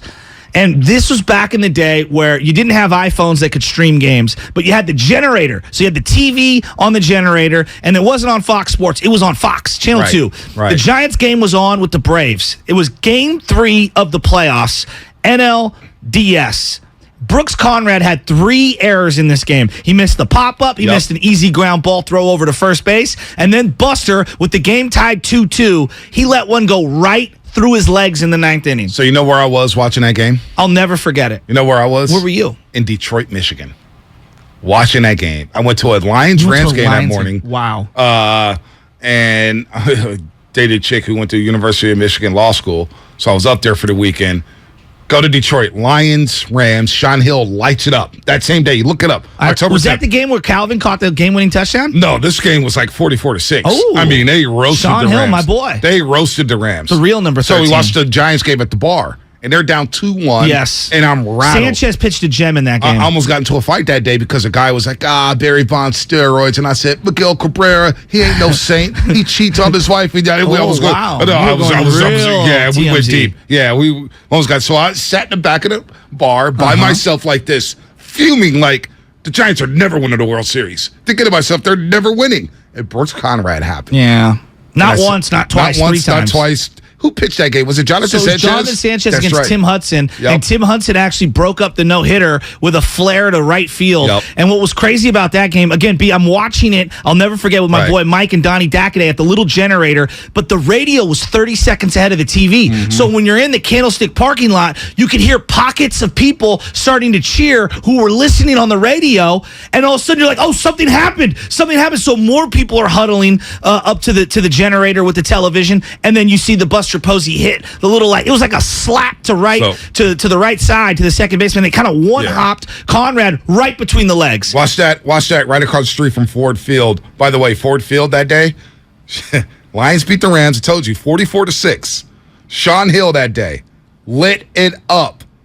21-32, 227 yards, 3 touchdowns. Javit Best, 17 catches, 17 rushes, 59 yards. Megatron, only 4 catches, 54 yards. Nate Burleson, 4 catches, 56 yards. Tony Scheffler, Brendan Pettigrew. Remember that tight end Brendan Pettigrew. out of Oklahoma State? He was always available in fantasy on the waiver wire. Always available. Sam Bradford. He'll get you 4 points. Sam Bradford was on the Rams, threw 2 picks, 23 of 45. A great thrower of the football. 215 yards. Steven Jackson that day did run for over 100. 25 carries, 114 yards. But the Lions went on a 21-point outburst in the second quarter. They led 24-6. They win 44-6 that day. The day Brooks Conrad happened for the Giants. Yeah, and I was just, again, as we go down memory lane, I'm watching that Braves lineup. Jason Hayward crashed into the wall. Remember him? Yep. He was an integral part of that team. You look back, Brian McCann tripped over one of the bats. Somebody had flared a single to right field, and he tripped over and he hurt his wrist. If you look at that Braves series, I know we always point to that Philly series in 2010. That Braves team was loaded. Oh, they were good. They were legit. Loaded. That They were was legit. the final game series for Brian Cox. Yeah. Or Bobby Cox. Bobby Cox. Bobby Cox. And the manager. entire staff of the Giants Stood up and saluted gave him a salute. which was one of the classiest things I've ever seen. Bobby Cox, man. Remember Wow. him? Oh, do I? Won National League Great West coach. Won how many straight division titles? Like 12? Bobby Cox, man, and Leo Mazzoni, his longtime look at pitching you. coach, who was always rocking back and at forth like this. you. Always rocking back and forth. Like this. All right, we're going to get into Baldy at 7:30. We will get into Draymond Green at some point. Also, Steve Kerr. Hear what he said about James Wiseman? No. Oh, Is it good or bad? Oh, it's really, really good. Oh. It's really, really good. I'm getting excited about this two-man game between Jordan Poole and James Wiseman. Just saying. Ring night 7 days my away. God. Oh, my God. Yeah, it's going to be fascinating. Wait, we got to break soon, right? I was going to play this sound. What we got, Loveman? About a minute? Got a minute? You got about 40 seconds here. I'm not going to play it. I'll save it. Stephen A. Smith and Kidra Perkins, your two favorite analysts. Talk about Draymond. Discussing the Draymond Green situation. Yeah, it's interesting. At some point, can we talk about, and I wrote this down for the show last night, I'm watching Chris Jones last night. I started thinking about DeForest Buckner. Oh, well. And I want to evaluate the DeForest Buckner trade 2.5 years in. No, it's not. It's going to give me a headache. Well, it's bad. It makes me sad. Well, but this goes back to why I think the Niners should try to trade for a proven player now. I like it. DeForest Buckner talk, Baldy, Niner talk. We'll get into Draymond Green a little bit later. The Buckner trade. Oh, God. That trade broke during my show. Bonte Stein Guru. I couldn't believe it. Anyway, that's what's coming up. Brought to you by Save Martin, Lucky, California. I love it. At Lucky California, every day is full of fresh possibilities everywhere you look at a price that will always fit your budget. This week, red or green grapes are just $1.49 per pound. Shop all of the fantastic weekly deals at Lucky California. Come see what's fresh. Hey, Becky, what about this beat for your next song? It's cool, but I'm into faster stuff lately. Like Xfinity that gives me beyond gig speeds. Got it. What about this then? It sounds powerful, just like Xfinity. Because its supersonic Wi-Fi has 3 times the bandwidth, you can connect hundreds of devices at once. That's what I call power. Unbeatable internet from Xfinity. Made to do anything so you can do anything. Get the Xfinity Supersonic Bundle with unlimited gig speed internet, Wi-Fi equipment included, and a free 4K streaming box. All for $50 a month with a 2-year internet rate guarantee and no annual contract when you add Xfinity Mobile with unlimited data at regular rates. Go to Xfinity.com/gig, call 1-800-XFINITY, or visit a store today. Limited time offer. Restrictions apply. Requires paperless billing and autopay. New gigabit extra internet customers only. Taxes and fees extra and subject to change. Xfinity Mobile requires post-pay Xfinity internet. Reduced speeds after 20 gigabytes wireless usage. After 24 months, regular rates apply. Requires compatible Xfinity gateway. Everything, our farm, our stand, our pop-up shop, it really all started when we discovered the benefits of local, raw honey for our family. And then we decided to turn it into a business. We were looking for something to help us get up and running. So we got the Chase Business Complete Banking Account. It's more than a bank account. It comes with Quick Accept, which lets us take card payments anytime, anywhere in the U.S. using the Chase mobile app. Plus, we get same-day deposits at no extra cost. For us, it's more than honey. It's about sharing a little sweetness with the world. Get the Chase Business Complete Banking Account with the essentials you need to help get your business going. Learn more at chase.com/business-complete-banking. Chase for business. Make more of what's yours. Quick Accept is not available in U.S. territories. Enrollment required. Usage subject to approval. Same-day deposits available for payments before 8 p.m. Eastern Time, Sunday to Friday. Fees and rates apply for checking and processing. Limitations and restrictions apply. Participants compensated. Merchant services provided by Payment Tech LLC and WePay Inc. Subsidiaries of J.P. Morgan Chase Bank and a member FDIC. Do you think all premium fuels are the same? Well, your engine doesn't. Shell V-Power Nitro Plus helps keep your engine running like new because it's engineered to defend against 4 main engine threats: gunk, wear, corrosion, and friction. So next time, choose Shell's most advanced fuel ever. It's fuel for thought. In engines that continuously use Shell V-Power Nitro Plus premium gasoline.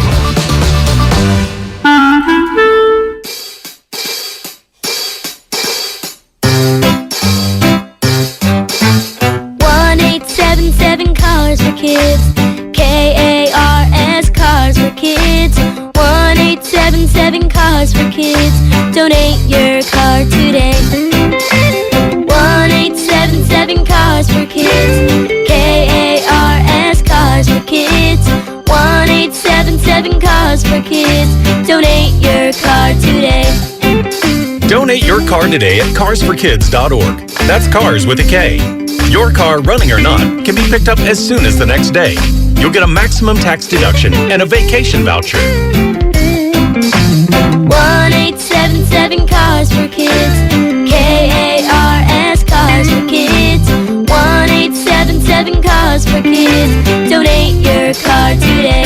Now accepting donations of land, homes, buildings, or any kind of real estate. If you own a business, this has been a bumpy ride. From pandemic to inflation, I'm sure you could use a break. If your business has 5 or more employees and survived COVID, you might be eligible to receive a payroll tax refund of up to $26,000 per employee. The challenge is getting your hands on it. Hi, I'm Howard Mackler, and that's why I founded GetRefunds.com to cut through the red tape and get you the money. The team of tax attorneys we have put together are highly trained in this little-known payroll tax refund program. We do all the work, charge not a dime up front, and simply share a percentage of the cash that we get for you. Businesses of all types can qualify, including those that took PPP, nonprofits, and even those that had increases in sales. We have helped return over $1 billion to businesses, and we can help you too. Just go to getrefunds.com/sports, click on Qualify Me, and answer a few questions. This payroll tax refund is only available for a limited period of time. Don't lose out on up to $26,000 per employee. Go to getrefunds.com/sports. That's getrefunds.com/sports. Hey,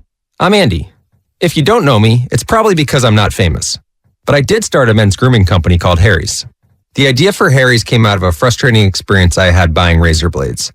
Most brands were overpriced, overdesigned, and out of touch. At Harry's, our approach is simple. Here's our secret. We make sharp, durable blades and sell them at honest prices for as low as $2 each. We care about quality so much that we do some crazy things, like buy a world-class German blade factory. Obsessing over every detail means we're confident in offering a 100% quality guarantee. Millions of guys have already made the switch to Harry's. So thank you if you're one of them. And if you're not, we hope you give us a try with this special offer. Get a Harry starter set with a 5-blade razor, weighted handle, shave gel, and a travel cover.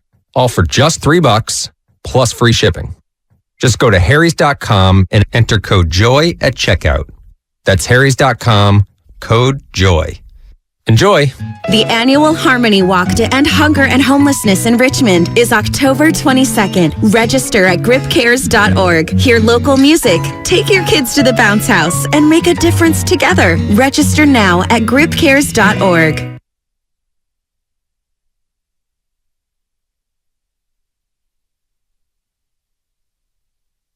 Trey Lance, Debo Samuel, Nick Bosa.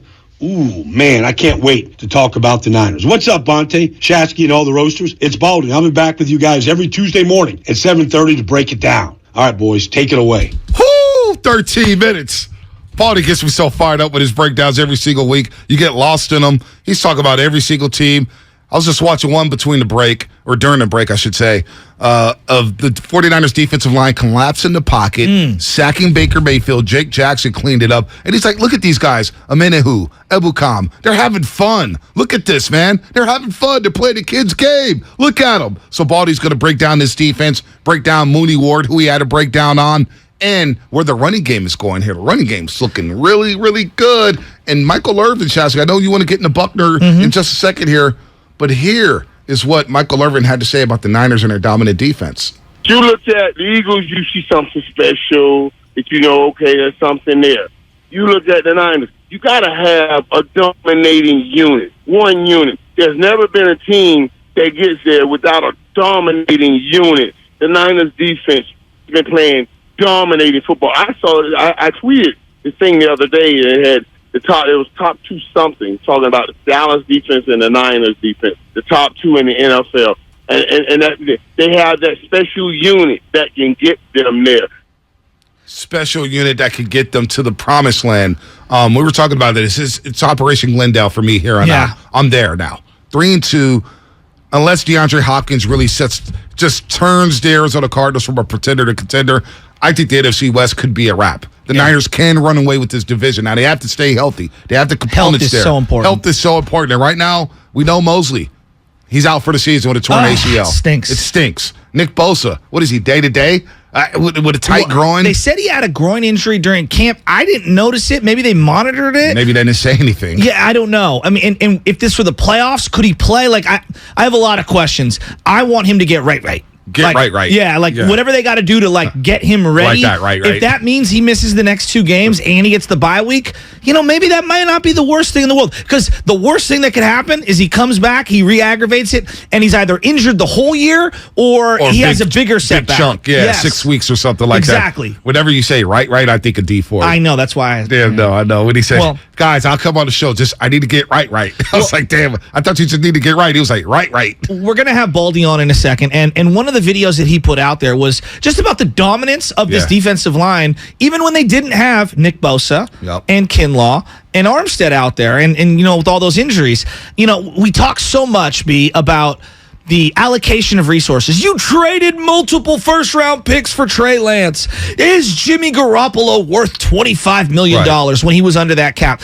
I feel like we don't do that with some of the other positions that are as important in terms of the allocation of resources as maybe the quarterback position is scrutinized. And I look and I'm watching Chris Jones last night, and there's 5 or 6 guys, and I'm sure that teams can make it right. In terms of D tackles, there's Fletcher Cox, Aaron Donald, Chris Jones is one of those guys that truly are impactful players no matter what the scheme is. Grady Jarrett as well. I throw him down there.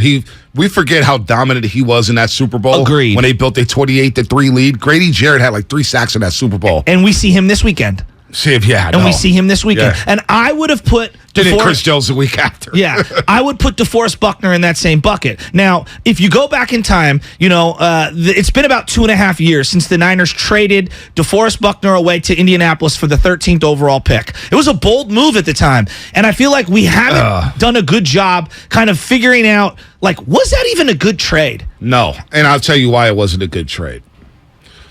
In my opinion, Buckner was the guy. Now, Eric Armstead does a lot of great things in the community that DeForest Buckner was doing. I knew it wasn't a good trade the minute I heard from somebody who worked with the 49ers and said, damn it, Buckner was one of the good ones. He was great in the locker room and outside the locker room. This guy was a 3-down player. You just don't trade personnel like that. Remember, we did a show. You talked about loyalty.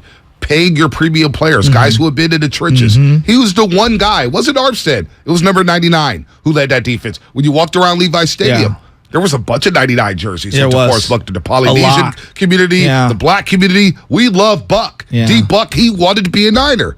And then that trade happened during the show I was doing with Steiny and Guru. BS&G. Schechter tweeted, hey, there's a defensive lineman on the move. We started thinking, okay, maybe it's Eric Armstead who's in a contract here. Yeah. Maybe it's him. Yeah. No, it's DeForest Buckner. And that, to me, was not good business because right away, Armstead signs a 5-year, $85 million contract extension with $48.5 million guaranteed. And we all know Buckner was the better player. I know. Buckner was the better player. He had the 1 year popping, and you paid him in 2019. You paid him as a D end instead of D tackle. And so we all know D ends get paid more than D tackles in terms of guarantees and all that. And he's not really a sack guy. No, he's not. So since that trade has been consummated, not only did they pay Eric Armstead, and this is an argument you're going to hear, well, they kept Jimmy Ward as well. Well, if you really break down the money about how they're very close because they spent 13th overall pick money, not just on Eric Armstead's contract extension, but on Kinlaw. Well, you hear arguments that Buckner wanted a certain number and he wasn't going to negotiate that number. I don't know what's what. But all I know is you had the franchise tag that you always talk about, the franchise tag. It was in your back pocket. And he was under contract for $12 million. So he had another year on the contract. Yes. I don't think he's going to hold out. Me personally, I don't think he's holding out. I think he's going to play it through and say, all right, pay me. Maybe they work on an extension during the season. Yeah. Maybe he comes back to camp and you make something happen. But you give Armstead the big fat extension instead of franchising him. Then you turn around, you trade Buckner for 1 first-round draft pick. And then you take a defensive tackle and give him number 99. So all of a sudden, Javon Kinlaw, from a fan base standpoint, we're looking at Kinlaw saying, okay, you need to ball out right away to justify this trade. And now it's been unwarranted heat on Kinlaw and the pressure for him to perform. And now we don't even know if his knee's going to hold up. Well, that's the biggest knock right now on Kinlaw's health. Number one. But on top of that, the production's just not there. And I'm not making this an indictment of Armstead and Kinlaw, but it's more the Niners as a whole and how they view certain positions. And to me, they waste their resources. If you look at all the numbers, tackles for losses, quarterback hits, pressures, sacks, passes batted down. DeForest Buckner, even if I combine Armstead and Kinlaw's production, DeForest Buckner is doubling their output. Unbelievable. Doubling their output. So I just look at this. I saw this team take a 6th-round pick in DJ Jones and make him into a player. Yep. I saw what they've done now with Kevin Givens. I saw what they did with Ridgeway. No one wanted Ridgeway. Ebukam signing him for the cheap. Think of how many interior defenses. This is not a Eric Armstead sucks. He's good. What I'm saying is, I think you've overpaid for that position when you're rotating already, and you already had a premium player, and you've lost this trade. You've lost this trade. And DeForest Buckner plays all 17 games. He's missed 3 games in his entire career. His entire career. Okay? Entire career. This year alone, Javon Kinlaw's missed 3 games. Right. Eric Armstead, how many games has he missed? Well, he's actually been quite healthy the last 3 years, but yes, he's early missed on in his career, he wasn't healthy, No doubt. But I'm talking about since the contract was extended. He's basically played in every game but 3 or 4. Game. But you see the production. 2019, 10 sacks. Every since then, 9.5 sacks. Javon Kinlaw's in year 3. And there's more measurements than just sacks. We can go PFF rating. Right. DeForest is killing them in PFF rating as well. I don't even care about PFF. Kinlaw has 1.5 sacks. Yeah. And he can't stay on the field. I mean, that's tough. Look, it sucks. When he's on the field, though, despite the low sack numbers, he is productive. He's not a stiff. No, I think of stiff, I know you're not saying that. I'm not saying you are. I just think it's a poor allocation of resources. It's terrible resources. Kinlaw does play the run really, really well. Yeah. He does take on double teams really, really well. It's health, and it's, wait a minute, I have DeForest Buckner. And the whole excuse about Buckner, too, which drove me crazy during the season, well, he can't really play in a wide 9. It's not the scheme. They're not even really running that. They're not running it no more, but that was all baloney to me. Yeah. Well, the wide 9, this, and it kind of takes... Buckner's fine. He eats up space. He makes plays happen. He's a dominant force. If you're going to trade him, don't go trade him and then draft another D tackle, give him number 99 right away. That's unfair to Kinlaw. Yeah. That's unfair to the fan base. That's unfair to Buckner to say, you know what, Super Bowl run, we're going to pay the guy who had 1 good year instead of being the guy who had 4 consistent seasons for us in DeForest Buckner. Instead, we're going to give that money to Armstead. And you see, it's just not there with Armstead. When Armstead doesn't play, do you notice?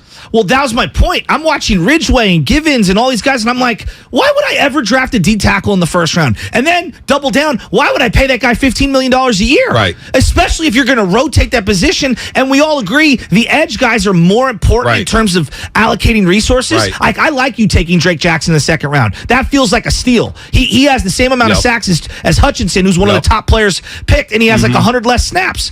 But D tackle, if you're going to rotate it, and all I'm asking you to do is eat space and command double teams, to me, why would I pay a guy $40 million in guarantees and then draft a guy 13th overall? 14th overall. 14th overall. Okay, 14th overall. It's poor. It's poor resource allocation. Well, that's where we're going to see with the Trey Lance pick. Exactly. Where you move up and you could say 2 or 3 first-round picks, whatever. We're getting into semantics here, whatever it is. But now that Jimmy's playing better, and now the question is looming, well, what if you would have just built around Jimmy instead of trading up and getting a quarterback? It's fair to think that. It's fair to think that. It's fair to think that. It's fair now. to think that. But they and we've botched been a lot the of these biggest Trey picks. fans. Sorry. Dude, but it's been a lot of that question marks when you look at it. Brandon Ayuk and the way he's being used. You drafted him in the first round. You would think that he's a 5th-round wide receiver with the way he gets utilized in the offense. Brandon Ayuk. I'm with you on that. If you're going to spend that's the thing. If you're going to draft a guy in the first round, they got to be 3-down players for you who are impactful. No doubt. So I'm with you with Armstead. He's out for a while. Kinlaw, we don't know when he's coming back. He's got fluid in the knee. It doesn't He's going to be feel good. alone. And I feel bad for the kid. I do too. Because Kinlaw's been working his ass off. He stayed in the Bay Area during the offseason, bought a house, worked out. Just trying to get right. Yeah. Trying to get right. And you see him in Chicago, man, he was dominant in that first quarter. And I guess where I'm going at with all this, and you're 100% correct, but where I'm going at with this, moving forward, if this nucleus is about winning a Super Bowl, which we agree, it's about winning the Super Bowl, they need to trade for a proven commodity. Stop with the drafting for right now, because this is the window. This team can win a Super Bowl right now. Did you see those defenses last night? In that game, Kansas City's supposed to be one of the champions. They got carved up by what we all believe to be a flawed Raider team. Raiders got offense, so when the Raiders commit to the run and Josh Jacobs run hard in a division game like that, Raiders have something cooking. Would They're you 1-4, agree with me? Their front is really nice. I don't think they have the secondary that the Niners have. They don't. Even though they have Mosley injury. So what I'm saying is, with that said, hold on for a second. without Armstead and without Kinlaw, we see the film. This defensive line is still flying around. That's what I'm saying. They're still flying around. They took a 5th-round pick, and they traded for Charles Omenihu, and I told Omenihu could play. 6th-round pick. He can play. A 6th-round pick. He can play. If Christian McCaffrey, and the rumor was that he's available, if he's out there and you could get him, I don't want to hear from people saying you don't spend on running backs. This is a run-first team. If there's an opportunity to go get Christian McCaffrey, a proven commodity, you make the deal. Great. You make the deal right now. Yeah, and Carolina's probably going to have to eat money here, so we're about 45 seconds away from Baldy. You know what? Let's start it early. Baldy's already on the Zoom. Let's go. Looking dapper as ever with the tie on. Looks good. Coming from Cleveland, Ohio. Let's go with the intro, Spinoni. He breaks down plays better than anyone. I mean, this is like Shark Week now. And you know what Baker Mayfield is? He's chum. Look at these sharks. You think you're getting away from those 4 angry sharks? It's Shark Week. It's time to eat. Make the read urgency. That's the name of the game right here. Urgency. Now, on it. He's on it. Touchdown. Beautiful throw. He's our 95.7 The Game NFL insider, Brian Baldinger. All right, you know the drill, roasters. Every single week, Tuesday mornings, unless there's a Monday Night Football game, Baldy joins us Tuesday at 7:30 a.m. to recap the previous 49ers game and look ahead to the next game. They're in the dirty South, taking on the Falcons next. Grady Jarrett, Arthur Smith and company looking to get back on track. But let's recap the Panthers game. And good morning to Brian Baldinger, looking dapper as ever. Covered. He said it, too. Cleveland and the Chargers, it's going to be a fun game. Turned out to be a really fun game. It seems like Baldy gets all the good games. Wherever he travels, these guys ball out because they know Baldy's in the booth. But speaking of being in the booth and balling out, this defensive line so far, without Armstead, without Kinlaw, they're still flying around the football, and they're starting to create turnovers that turn into points. Baldy, this defensive line, man, is one of the best in the business. Well, they're one of the best because of the depth. And when you look at, you know, what Kevin Givens gave you last week, you know, just you go through the whole list of guys, Drake Jackson, how he's coming on. Menahu has been huge. All right. You look at even Kimoko Toure got a chance to play last week when Bosa went down. I mean, they're 8, 9, 10 deep. And so, there's nobody like Nick Bosa. But if you can't have Nick out there, I mean, these guys are ready to play. Like their stunts, the way they play off each other, the way they feed each other. It starts up front. They like to get a 5th guy into the rush a lot. You know, whether it's Greenlaw or Warner, they're excellent at fitting in and running a variety of twist stunts with it. But if they just got to go with 4, they've been able to pressure the quarterback this year. Yeah, and it feels like their linebackers are flying right now. Warner and Drake Greenlaw, they're just playing at an elite level. But I want to get to the secondary because obviously the Mosley injury is humongous. I'm watching that game and I'm saying I can't remember the last time 49er DBs made this many plays on the ball, turning around, whacking it down. How big of a loss is Mosley going to be, though, Baldy? Well, I mean, Travarius Ward was unreal the other day. I mean, they couldn't get the ball past him. Robbie Anderson, DJ Moore. You know, I think he had 1 penalty, but other than that, I mean, they really couldn't get past him. And he is a big, long corner, and his specialty is press man. They don't always play man and press man, but when they do, I mean, that's where you want to disrupt the timing of the receivers. Now, you know, Womack, somebody else, Lenore, these guys are going to have to step up. You know, with Emmanuel going out, he's been playing excellent football. But he'll get help. You know, the pressure up front will help, you know, on the back end. But whoever steps in, I don't think they may lose a beat here and there. They might get beat once or twice. But I don't think this defense is going to take a big step back just because of the loss of 1 player. Speaking of the Mosley injury, because I do want to ask you about D'Amico Ryans, but the Mosley injury, a lot of people are blaming the turf in Carolina, and a lot of players say, you know, we don't like playing on turf. It feels like every NFL stadium should have natural grass. I get the cost, but this is a billion-dollar business. Where do you stand on the playing conditions, Baldy, when it comes to grass and turf? Well, I like grass unless it's bad grass. You know, I mean, I've played on a lot of bad turf fields. I mean, go to Chicago. Well, I played at the vet, but I mean, go to Soldier Field some days, and you feel like you're in a cow pasture. You know, I mean, go up to Foxborough some days and try to play on that stuff. Go play in Washington in December and play on you know, painted dirt. You know, I mean, it just depends. I mean, I played in Milwaukee one time, and the pitcher's mound wasn't completely level for football. And so I'm snapping the ball, and one foot's on part of the pitching mound, the other is on the field. Like, if you give me like I was in Cleveland last week. It was as nice a grass field as I have seen all year. Like, you give me that grass field, I would take that over everything else. Now I'm thinking about that Caddyshack line where he's like, yeah, you can play 18 holes on it and you can pick it up and smoke it afterwards. All right, Baldy, That's cool. I want to get to the offense because it just felt like to me, Jimmy Garoppolo, it wasn't perfect, but he was really good. He was rhythmic. He was getting it out. He was giving his playmakers opportunities downfield. One of my big, issues with Jimmy over the years is like he's not identifying the one-on-one matchups. I felt like in this game, he was like, you know what? I'm going one-on-one. I'm going to throw it up. I'm going to let my playmakers make plays. And I appreciated the way he played. What'd you think of how he played this weekend? I thought he was really good. I thought it was the best game that he played. The touchdown throw to Debo was an absolute dime. They got the screen game going, which always helps any quarterback. When you're getting production out of the screen game. I mean, even, the touchdown to Tevin Coleman. I mean, it's nice to be able to just, really have a risk-free play that, becomes a really productive play. The one thing about Jimmy, he's always had a quick release, and he relies on that release. Sometimes it's a little dangerous. Jeff Burris had his hands on the ball in the middle of the field. He dropped it. I mean, it could have been an easy pick early in the game. But he doesn't seem to shy away to make the tough throws. He threw one to Kittle in double coverage. Kittle came down with it. You just can't fear the middle of the field. Because if you do, you're not gonna lose those big plays. And it was good to see Danny Gray out there. Take a couple shots down the field to him because of his speed. That's part of what you're talking about right there, Joe. Because it was one-on-one coverage, and they missed it. But you can see the guy's speed and what he does to a defense. And so take the shot. It's second down, whatever it was. Take the shot. Let the young rook go have a chance. Brian Baldinger here on the Morning Roast on 95.7. The Game joins us every single week, Tuesdays at 7:30. We love Baldy, at Baldy NFL on Twitter, breaking it down every single game.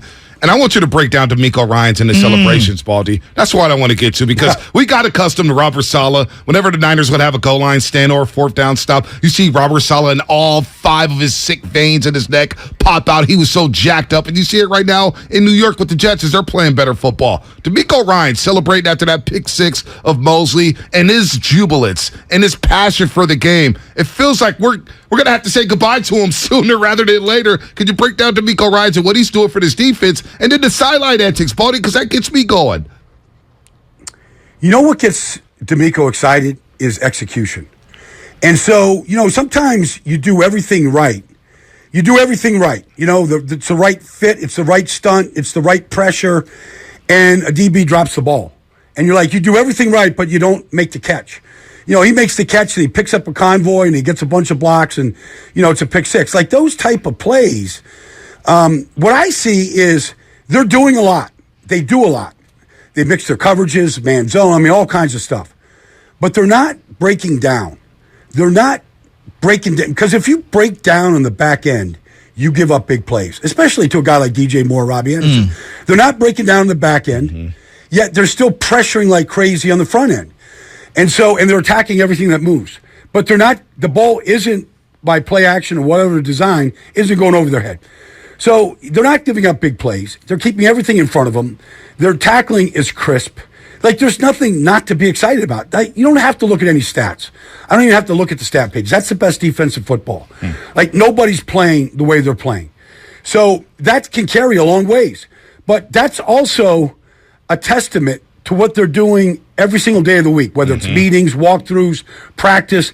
Like, they're accomplishing a great deal to play as fast as they're playing. Because when you play that fast, then you simply, you leave less margin for error. Are you think we're trending towards having more defensive coaches be head coaches in the NFL again? Because Matty Eberflus in Chicago playing a lot better for the Bears. They're playing hard even though they lost that game to Minnesota. Robert Saleh, the Jets, flying around, hitting people, whacking people.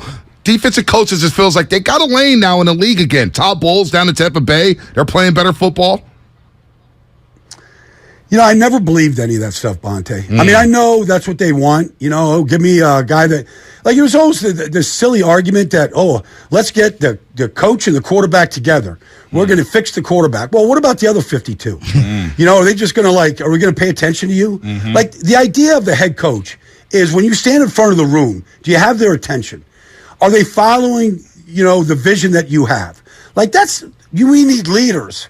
We don't need coordinators. We need leaders. And so that's what's missing when they pass up some of these coordinators that are defensive-minded guys.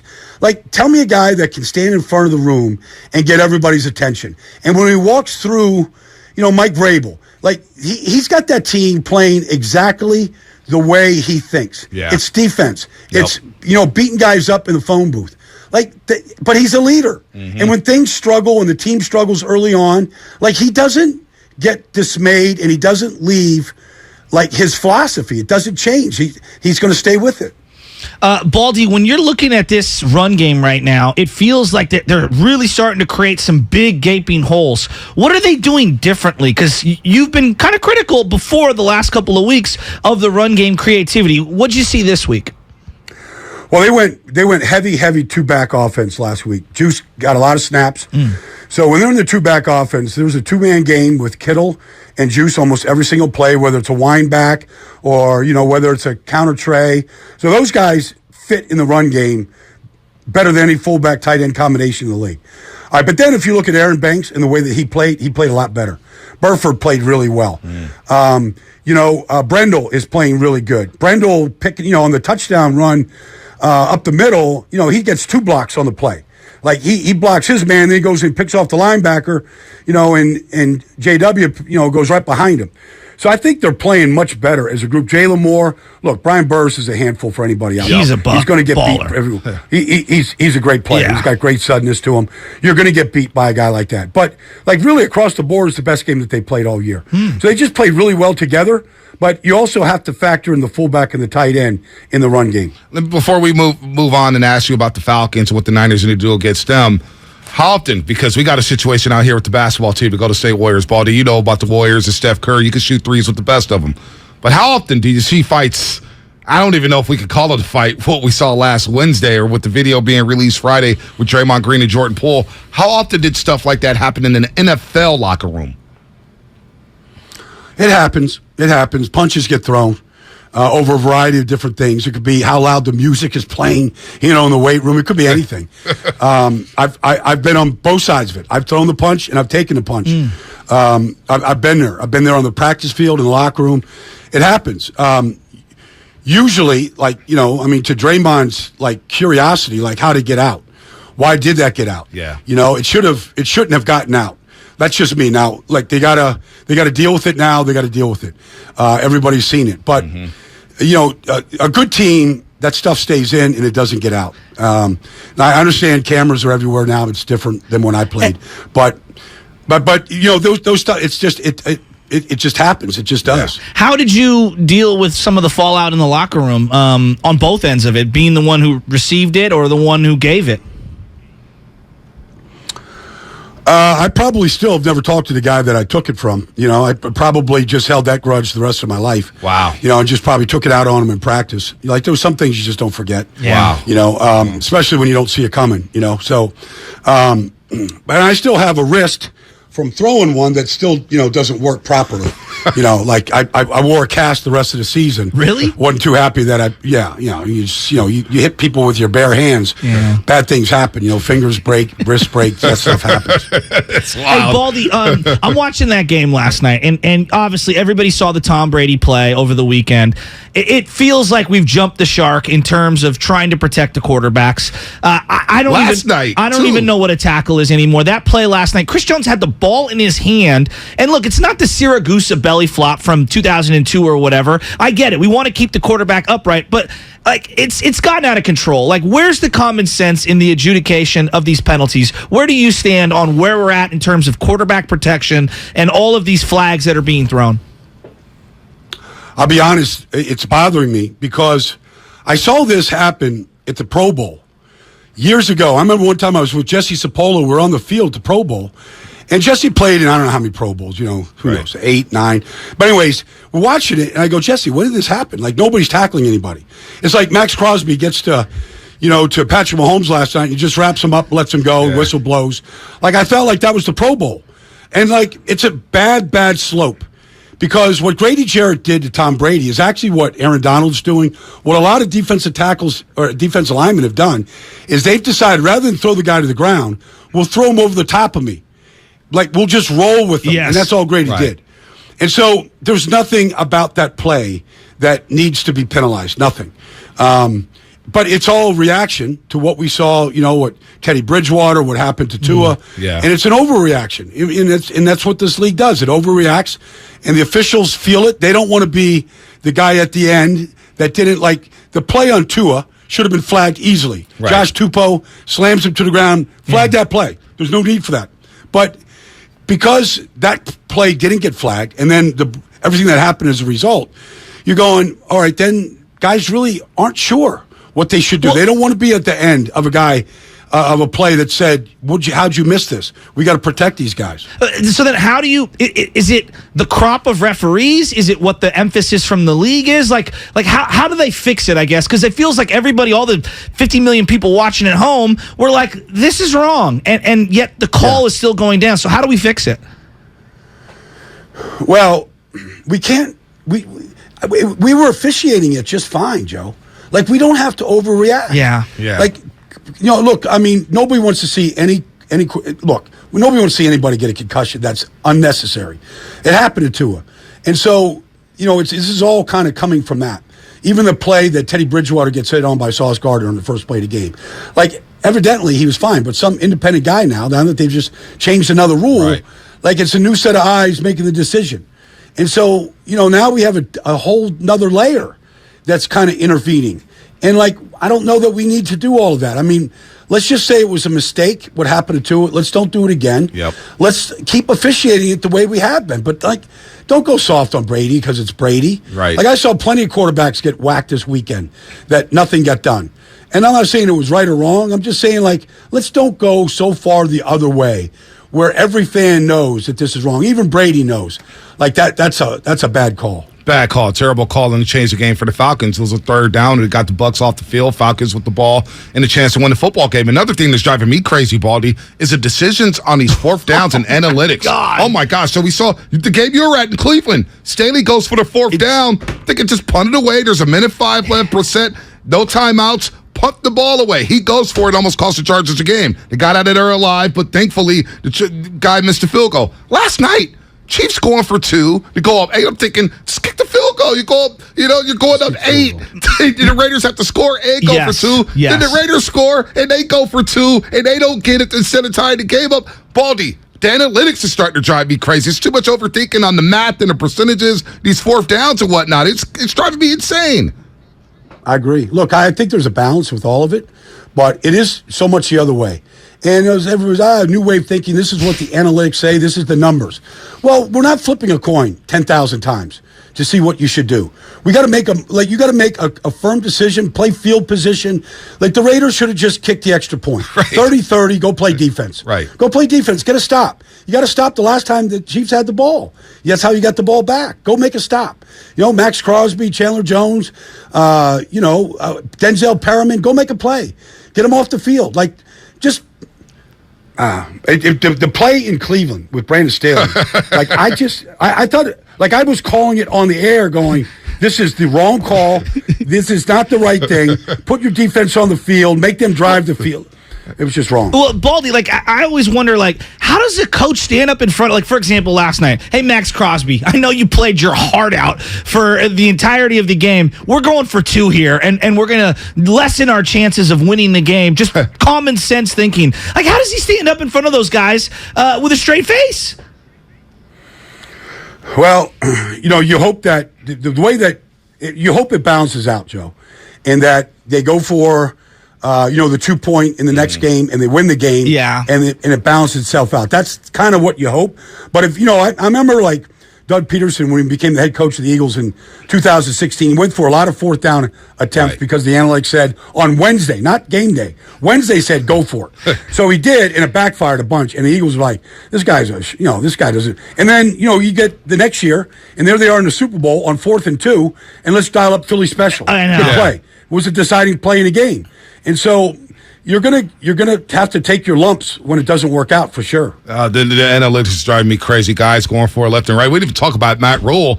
Panthers making 17-9, and Matt Rule is no longer coaching the Panthers. He's going for 2. It's like, wait a minute. You want to make it 17-11? Just make it 17-10. It's early in the third quarter. What's going on here? So, Baldy, we can talk about the analytics all day long, bad decision-making, but we are seeing some good football. Real quick, what did the Niners have to do to avoid the trap in Atlanta? Because watching the Falcons last week against Tampa Bay, one thing Arthur Smith has them doing, they play hard. They play to the whistle. They're physical. I'm impressed with the Falcons. Well, you have to really study the roster because it's all. I mean, Grady Jarrett's like the senior citizen of the defense. But go watch DeQuan Graham. Go watch that kid play football. Wow, like he's a young. Like they've got some rookies and second-year players. That are going to be really like Arnold Ebiketie from Penn State. Watch these kids play and watch them fly. And then offensively, Drake London. Look, they're without Cordero Patterson, but this Caleb Huntley can run. This Tyler Algier from BYU.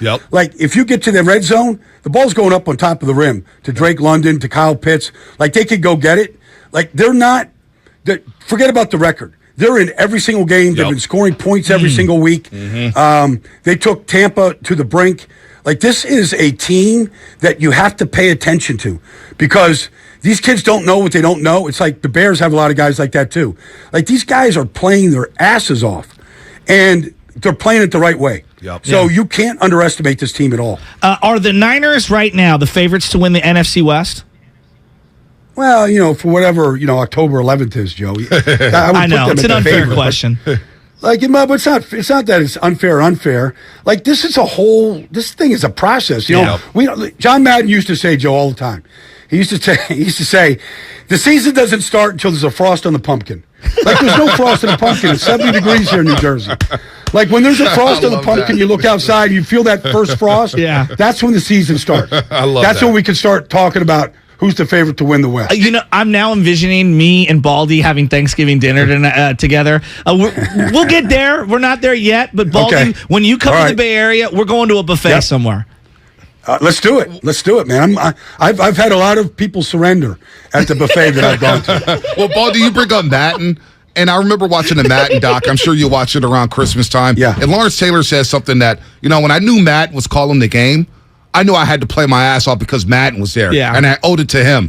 I'm starting to think, Baldy, with your breakdowns, and I see you on Instagram, you're shaking hands with Josh Jacobs, Matt Max, every player respects you, Derwin James in Cleveland. Hill. I'm starting to think when they see Baldy in the building and he walks on the grass and he's got the press pass on the wrist, I'm thinking players are saying, you know what, Brian Baldiger's in the building, man. We need to play our asses off. Baldy breakdown's coming on this weekend, and I need him breaking down my film. You're starting to get that Madden treatment, Baldy. Well, I don't know. Like, there's only one John, man. There's only one, but you're coming, Baldy. But I will be in Kansas City for Buffalo, Kansas City this week. So. Are you kidding me? This guy gets all the great games. We may have to, say hello to Josh and, Vaughn and some of the guys there this weekend. I actually drove by Fireball, California the other day on my way down I-5. There's nothing there. The fact that Josh Allen came out of that little tiny town is incredible. Yeah.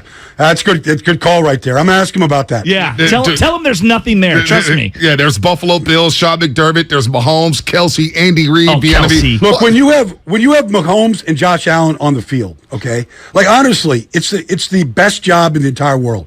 Just get out of their way. Let them go do what Mahomes did last night, what Josh did last week. That's right. Like, just get out of the way. Let them go play. The second throw to Gabe Davis, that was like 70 yards on a frozen rope, and he one-armed it. I'm like, how many guys in the history of the game are making that throw?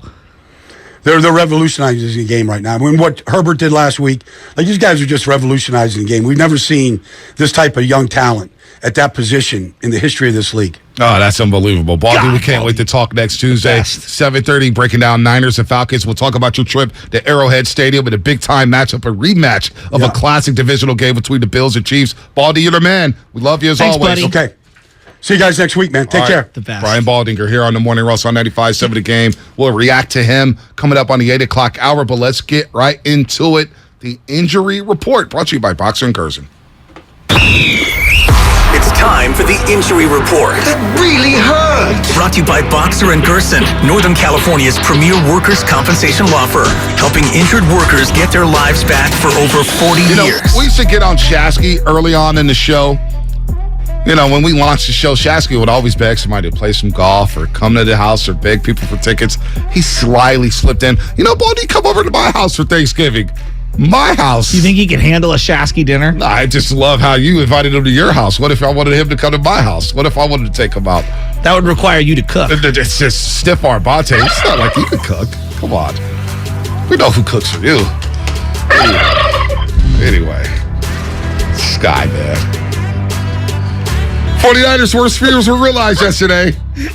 Amari confirmed the quarterback Emmanuel Mosley suffered a torn ACL and will be out for the season. He's up for a new contract. I know, it's up for a new contract, man. Really how much I love Mosley. I know. It's a tough injury. He's played really hard the last couple of years. Oh, my gosh.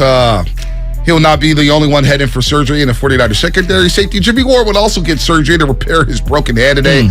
Head coach Kyle Shanahan said that the team will have more of an idea of when Ward will return after the surgery is complete. Tashawn Gibson Jr. is playing well with Hufanga, but you got Atlanta coming up. You got the Chiefs coming up. You got the Rams again. You got the Chargers. You need Jimmy Ward back at some point. And I'd like to dispel a notion on the other side about defensive players playing on special teams, because there's a misnomer that's out there the last couple of days, and I want to dispel it. Oh, okay. All right. Well, I'm seeing a lot of defensive starters play special teams, which I'm not mad at.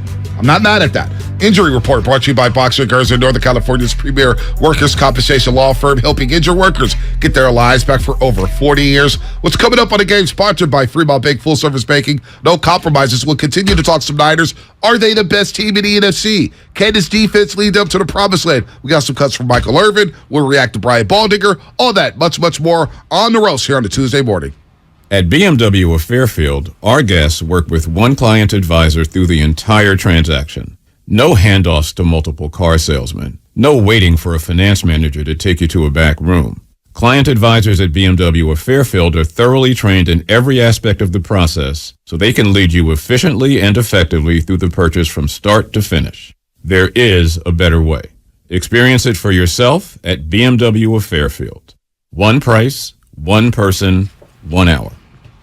If you're a professional builder or designer, here's some good news from Golden State Lumber. Their relationships with Capital Lumber, Cal Cascade, Humboldt Sawmill, and other suppliers have led to an increase in lumber inventory. Additionally, Golden State's state-of-the-art Stockton location is fully equipped with a wall panel production facility. Golden State can help you save space, labor, and time because they have prefabricated walls that are delivered directly to the job site. Golden State strives to deliver most of these materials the very next day, and in some cases, the same day. And remember, the best tool you can use on the job site is the Golden State app, which provides greater access to their industry-leading service team. You'll have access to resources like important zoning regulations, permitting details, and hundreds of user guides all at your fingertips. The Golden State app is available at goldenstatelumber.com, Google Play, and the App Store. Supplying the Bay Area since 1954. Golden State, when you succeed, we succeed. Listen, could Gregory change your life? I went from size 44 pants back to the size 38 pants that I had worn when I was in college. Now the 38-inch pants fall off of me. I lost the weight. I felt better. I've lost 63 pounds and 6 inches of pant size. God bless you for having this product and having it at a reasonable price. Outstanding. Gregory is 70 and lost belly fat and 6 inches off his waist in 5 months. Since 2004, Andro 400 has been helping men like you lose belly fat, gain energy, and improve their lifestyle. We guarantee it. Go to andro400.com for more true testimonials, before and after photos, and special discounts. Only available on andro400.com. andro400.com. Do you have 3 ex-wives and your current trophy wife wants a life insurance policy 3 times the size of the policies you had to purchase for your previous mistakes? If so, you need to call Big Lou at Term Provider, 800-200-1966. Big Lou is intimately familiar with your problems, and if you're 50 or 60 years old and in reasonably good health, a $1 million policy should only cost about $100 to $200 per month. Big Lou may have a solution for your previous policies as well. You may even save enough money to lighten the load on your new $1 million policy. Remember, call Big Lou. He's like you, except he's only on number 2. Call Term Provider at 800-200-1966. That's 800-200-1966 for $1 million in term life insurance that you can live with. Call Big Lou at 800-200-1966. 800-200-1966. O'Reilly. Protect your vehicle's engine with Syntec at O'Reilly Auto Parts. Syntec Premium Full Synthetic Motor Oil is formulated for today's engines to dissipate heat and reduce friction and wear. Right now, get 5 quarts of Syntec Full Synthetic and a MicroGuard Select Oil Filter for just $33.99. Try Syntec today, exclusively at O'Reilly Auto Parts. O'Reilly Auto Parts. Locked On Warriors is a daily podcast covering your favorite team, the defending world champion Golden State Warriors. I'm your host, Cyrus Softas, and every Monday through Friday, Locked On Warriors brings you all of the biggest Warriors stories in around 30 minutes. We cover Stephen Curry and the dynasty that is one of the greatest teams in the history of this beautiful game. Listen to the Locked On Warriors podcast every day on the Odyssey app or wherever you get your podcasts. The new Google Pixel 7 Pro is super, especially when it's on Verizon, the network America relies on. It's supercharged, super powered, and a super...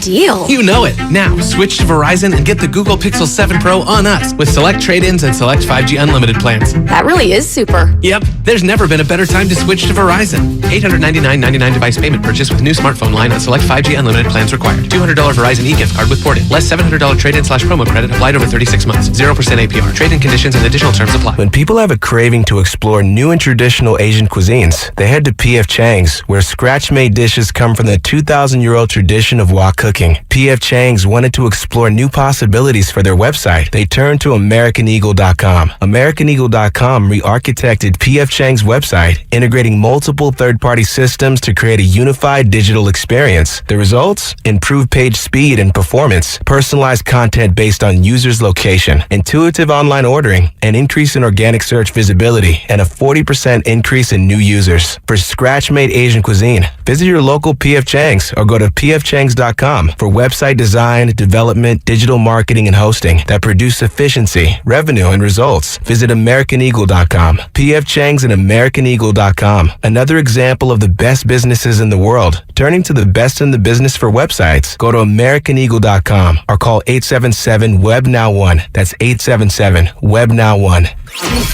You're listening to 95.7 The Game, KGMC FM at HD1 San Francisco. Always live on the free Odyssey app. It's time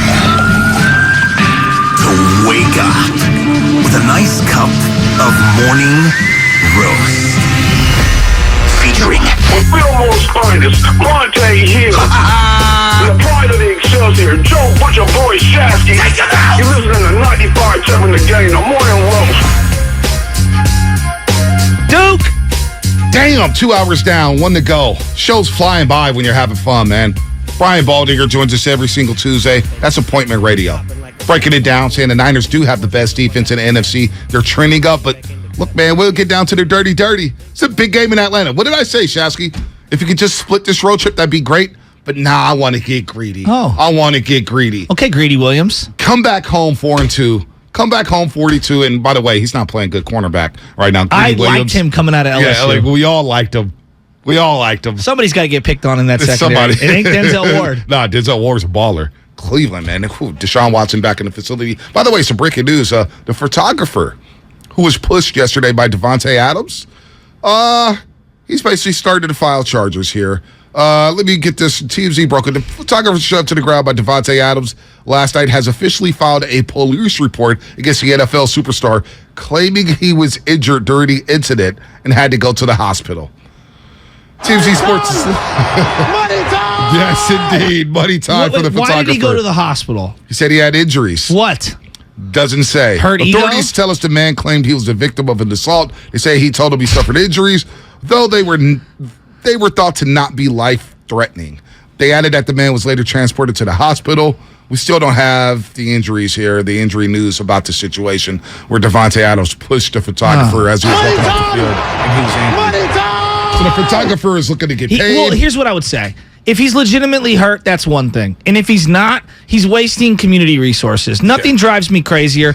And no, I'm serious. Than seeing these drug addicts on Market Street, they're all whacked out of their mind, and an ambulance shows up, and instead of that ambulance helping someone who truly needs help, they're dealing with some crazy person on the street who's just taking too much fentanyl or whatever. Kimberly Martin, who of ESPN, has a great tweet. The Arrowhead cameraman on his way from the hospital to the precinct. He's in a wheelchair, casted up, looking like a mummy in a wheelchair. My neck, and my back. That's when you just cut the check and move forward. But like seriously, like do you know how much it costs for the community if he doesn't have his own insurance? No. For us to send an ambulance out there? Well, how much does it could cost? be a couple $1,000s. Oh boy, it's very expensive. It very is. All right, and then those resources aren't helping those that are truly in need. Like that's just me knowing how communities work and how much wasted money there are. It drives me nuts. Keep it real. If Devontae Adams pushed you, you would have hit your head. Concussion. I can't see. Can I be honest with you? I broke my back.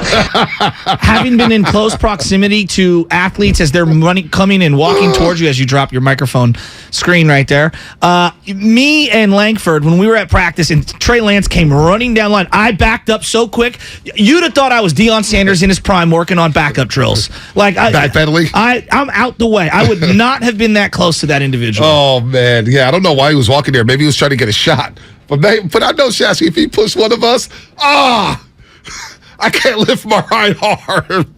I can't lift it. No, I wouldn't do that. I wouldn't even have gotten this way. I wouldn't even put myself in that position. I feel bad for Devontae Adams in the sense that he clearly did something wrong. It was a moment of, maybe his lens shattered. The cameraman, his lens shattered or something. Maybe he needs a new camera lens. He could have easily hurt him. If he legitimately hurt himself, that's one thing. If he didn't and it's a money grab, it's like, come on. It feels like it's a money grab. That's Kansas City, it's the Raiders. Come on. Chiefs hate the Raiders. Raiders hate the Chiefs. The star receiver pushes a photographer after running around in which he runs into Hunter Renfrow. Question, what photos he getting that we have to have? Yeah, we have these zoom in lenses now. I could get some. How many pictures do you drive away on a freeway and you're like, the iPhone took this, and it's like a zoomed in bug that's like a micromillimeter big. Yeah. Where was he trying to run to? Why is he in the tunnel? I don't even know. Listen, man. I honestly, the last people that I care about when it comes to these things of getting better access is the media. I'm just keeping it real. It's irrelevant to me enjoying sports. So I think a lot of fans feel that way. Oh, man. That's guy's going to file some charges there. Raiders, hey, by the way, I saw this after that roughing the passer penalty that went against the Kansas City Chiefs, and it was a break for the Raiders. But boy, the Raiders didn't get another call the rest of the day. The refs more than made up for that call for the Kansas City Chiefs sideline. Andy Reid got into him, started yelling at these dudes, and the Chiefs got all the calls the rest of the way. All the calls. It's nasty work out there by these referees. Was it Scott Foster? No, you might as well be. Who was the lead ref yesterday? Carl Sheffers. Carl Sheffers. And then my favorite is let's get Gene Salvatore to talk in on this. The guy who's famous for the index card wink. Yeah, hold on a field goal. First time that's happened since 2017. By the way, did you know the team that happened it to? The Raiders. Khalil Mack and the Raiders. Do you know the ref on that squad? That team? Gene Salvatore? No, it was Carl Sheffers. Carl Sheffers. Look at that. The defensive holding, I did not see it. Not Carl Weathers from Rocky. Also a Raider. Yeah, he was a Raider. Was he a Raider? He was a Raider. Yeah. He was a Raider. You said from Rocky? Yeah, Apollo Creed. Yeah, he's in a lot of movies. Yeah, he's in a lot of movies, but I know him as Apollo Predator. Exactly. He was in Predator. Didn't he lose his arm in Predator? He was in Predator. He did. He has the famous arm, him and Schwarzenegger, yeah. He was in Predator. That's right. Carl Weathers, legend. He's still alive, right? He's still kicking. That's right. 74 years old. 74 years old. Pipes. I mean, dude had guns, no? Dude. How did he get through the airport metal security? Dude, I mean, him and Rocky, no body fat whatsoever. I mean, those gym workouts, those dudes look like gladiators. Stallone got caught with the vials of HGH. Well, we know. Yeah, hey, it's all. Do we really care anymore? No, it's entertainment. We don't even. I want my Carl Weathers is 74. Wow. And he looks like he's 50. Look at this guy. Let me see. Look at this guy. Oh, my God, he looks great. He looks amazing. Wow, he looks this great. Guy still looks like he has no body fat. Damn. He did play for the Oakland Raiders, 70 and 71, and then the BC Lions from 71 to 73. So he went to the CFL, didn't retire, and began pursuing an acting career. He narrated NFL Films season recaps in 99, 2000, and 2001. And during the 2017 NFL Draft, he appeared on the NFL Network's pre-draft coverage. Damn, I love Carl Weathers. Now I got to watch a Carl Weathers movie at some point today. Or maybe not. Damn! This guy, unbelievable. Paulo Creed. All right, back to football. Well, okay, so yesterday it came out that Jimmy Ward broke his hand was a special teams play. All right, and I want to defend Kyle Shanahan here and just the philosophy of putting your starters on special teams. All of these people are retroactively crushing Kyle Shanahan, and it's totally unfair. This is tough for you. Real quick, not to derail the show, but I know why you were sitting there. You're waiting for me to mention that Carl Weathers was part of the Star Wars movement. Weren't you? Weren't you? Weren't you? You were. I know you were. Yeah. You wanted to get that in. He was in the most recent Mandalorian. Yeah. I know you wanted to get that in. Yeah. I know you wanted to get that in. Just for you. Yeah. Continue on. Okay, I'm glad you made that correction. You kept looking at me crazy. He's like, what else was he in? Well, I just know that your portfolio isn't as deep as mine when it comes to these things. No, it's just, I don't care about Star Wars. I care a lot about movies. But Star Wars... Hey, Mondo. Anyway, so everybody's crushing Kyle Shanahan right now, and it's totally unfair. Like, you shouldn't have Jimmy Ward returning from an injury to come out and play on special teams.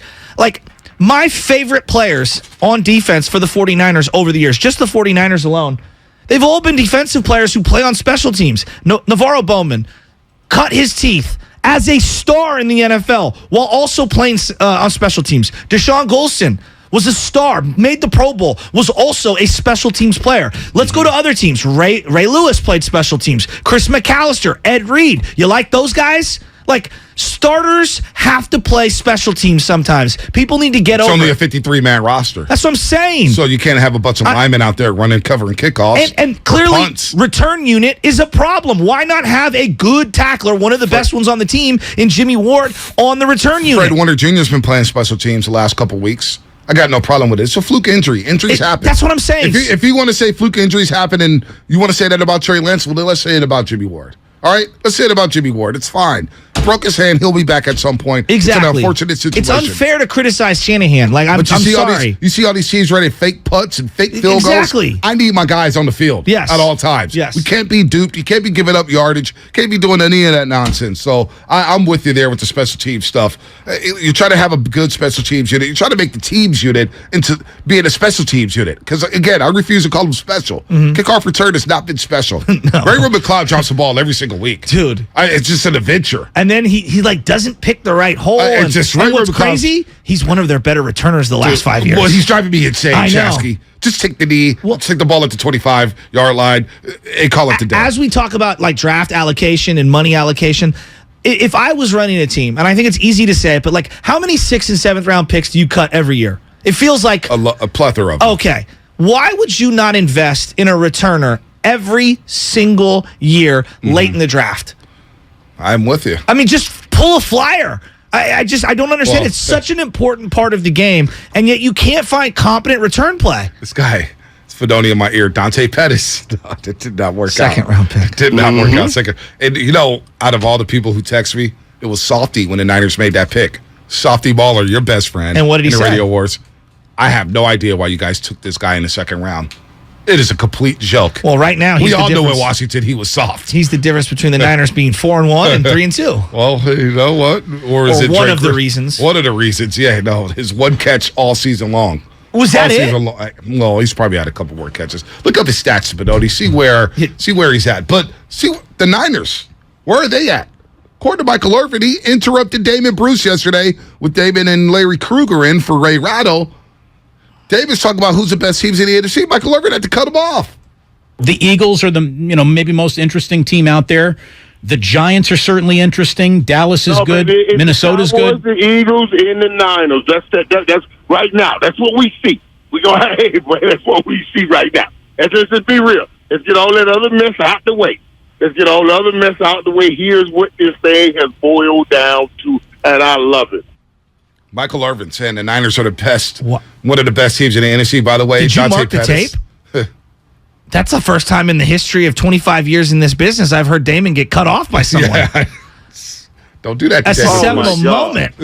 I would have backed off of the playmaker, too. You have to be a Hall of Famer to cut off David Bruce. 100%. You're not cutting off David Bruce. No. I'm not cutting off David Bruce. No. Ray Rattle's not cutting off David Bruce. Michael Irvin can, though. Yes, and even then, I feel like I'm sure that the back end of that clip, Damon came over the top on it. Well, he wants some stats on that. It was a good interview, though. Very good interview. Always. By the way, we have a name change. It's now the Xfinity mobile text line. Not the Comcast business text line. The Xfinity mobile text line. Dante Pettis. Yeah. On the season. Yeah. You got some drum rolls, Spinoni. Stats for Dante Pettis. Second round pick, 49ers. Dante Pettis on the season. He has 1 catch for 51 yards and a touchdown. It's better than Danny Gray. Danny Gray finally got his first target. Dante Pettis. God, that sucks. He got 1 catch? That's his only play? 1 catch, man. 1 catch. He's going to be like Brandon Lloyd, right? He's just going to float around in the league forever. No, Brandon Lloyd. That 1 year. Put some respect on Brandon Lloyd's name. name. He had 1 good year. No, Brandon Lloyd had a few good years. Okay, he had a couple of good years. He had an all-pro season. Yes, he had a really good year with the Patriots. Cutler in Denver. Yeah. Well, 1,400 yards. Oh. Brandon Lloyd was a baller.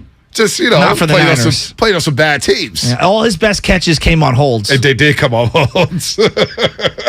I see some cocaine jokes going around on the YouTube chat. That can't be good. Michael Irvin said the Niners are one of the best teams in the NFC. Defensively, I see that. Baldy said, hey, look, they may get beat here and there without Mosley, but they shouldn't skip a beat. Offensively, do you like where they're at right now, Shasky? What do you think about this offense right now when it comes to the 49ers? It feels like they're trending in the right direction, and I'm just going to look at the relationship between Kyle and Jimmy. It feels like they're in such a better place than what they were even a year ago. Right. Like, if we just, I don't have to go back a couple of weeks, go back a full year. Like, maybe out of necessity, it's the best, not the best, but like for their relationship and for them to move forward, not having somebody who's immediately pressing Jimmy Garoppolo, it feels like out of necessity, they're resorting to, we have to play nice together. Yeah. And it feels like it's bringing out the best in both of them. All my playmakers are touching the ball. It feels like Jimmy's rhythmic. And again, I know it's Carolina. People can. But you know what? I believe Carolina has a top 10 defense. I'm with you. In my opinion. They've got good personnel. They got very good personnel. J.C. Horn's really good. Brian Burns come off the edge. He's a problem. They got good linebackers. I like Carolina's defense, and they move the ball up and down the field against that defense with ease. Yeah, and I look at the way that they're playing right now, mixing it up and hitting all their guys. Jimmy just feels like he's in a good spot, and I like where he's at. We're talking about, he'll free Jimmy, let him throw. It's not about airing it out like 40 times a game. It's about throwing on first and second down and mixing it up and keeping teams guessing. They were so predictable with the run game. What I really took away from the game Sunday, I was having the most fun watching the offense in a long, long time. Yeah, they ran the ball really well. They threw the ball down the field, and Jimmy Garoppolo gave his playmakers a chance to make plays deep down the field, down the sideline. Tevin Coleman, George Kittle. He did try to attempt the 1 deep ball to Danny Gray. Wasn't a great ball. Could have been picked off, but you know what? I like the shot. Take more shots. Jimmy's starting to look confident, and the way he climbed the pocket this week, I think was the best he climbed the pocket in a very long time. Jimmy Garoppolo's climbing the pocket and throwing in tight windows with velocity, which tells me the shoulder's getting better. The shoulder's getting better and better with all the velocity he was throwing with the Debo there on the touchdown, the George Kittle, Brandon Ayuk. I thought Jimmy looked his best in this offense. The offensive line, because that's where it starts. You hear Baldy break it down. Aaron Banks been fine this year. It's getting better and better and better. Now it looks like we're not complaining about a second-round pick for Aaron Banks, are we? No. Now all of a sudden we're saying, you know what? This guy looks like a player. It's looking like it's developing, and that's a promising thing moving forward. Shout out to Chris Forster, offensive line coach. Yeah, it's tough to look at him on the field and not think about what happened. I'm just being honest. Like, my mind pivots to what happened in Miami. An old co-host told me when I brought it up, hey, man, Chris Forster was playing with the booger sugar in the locker in the office.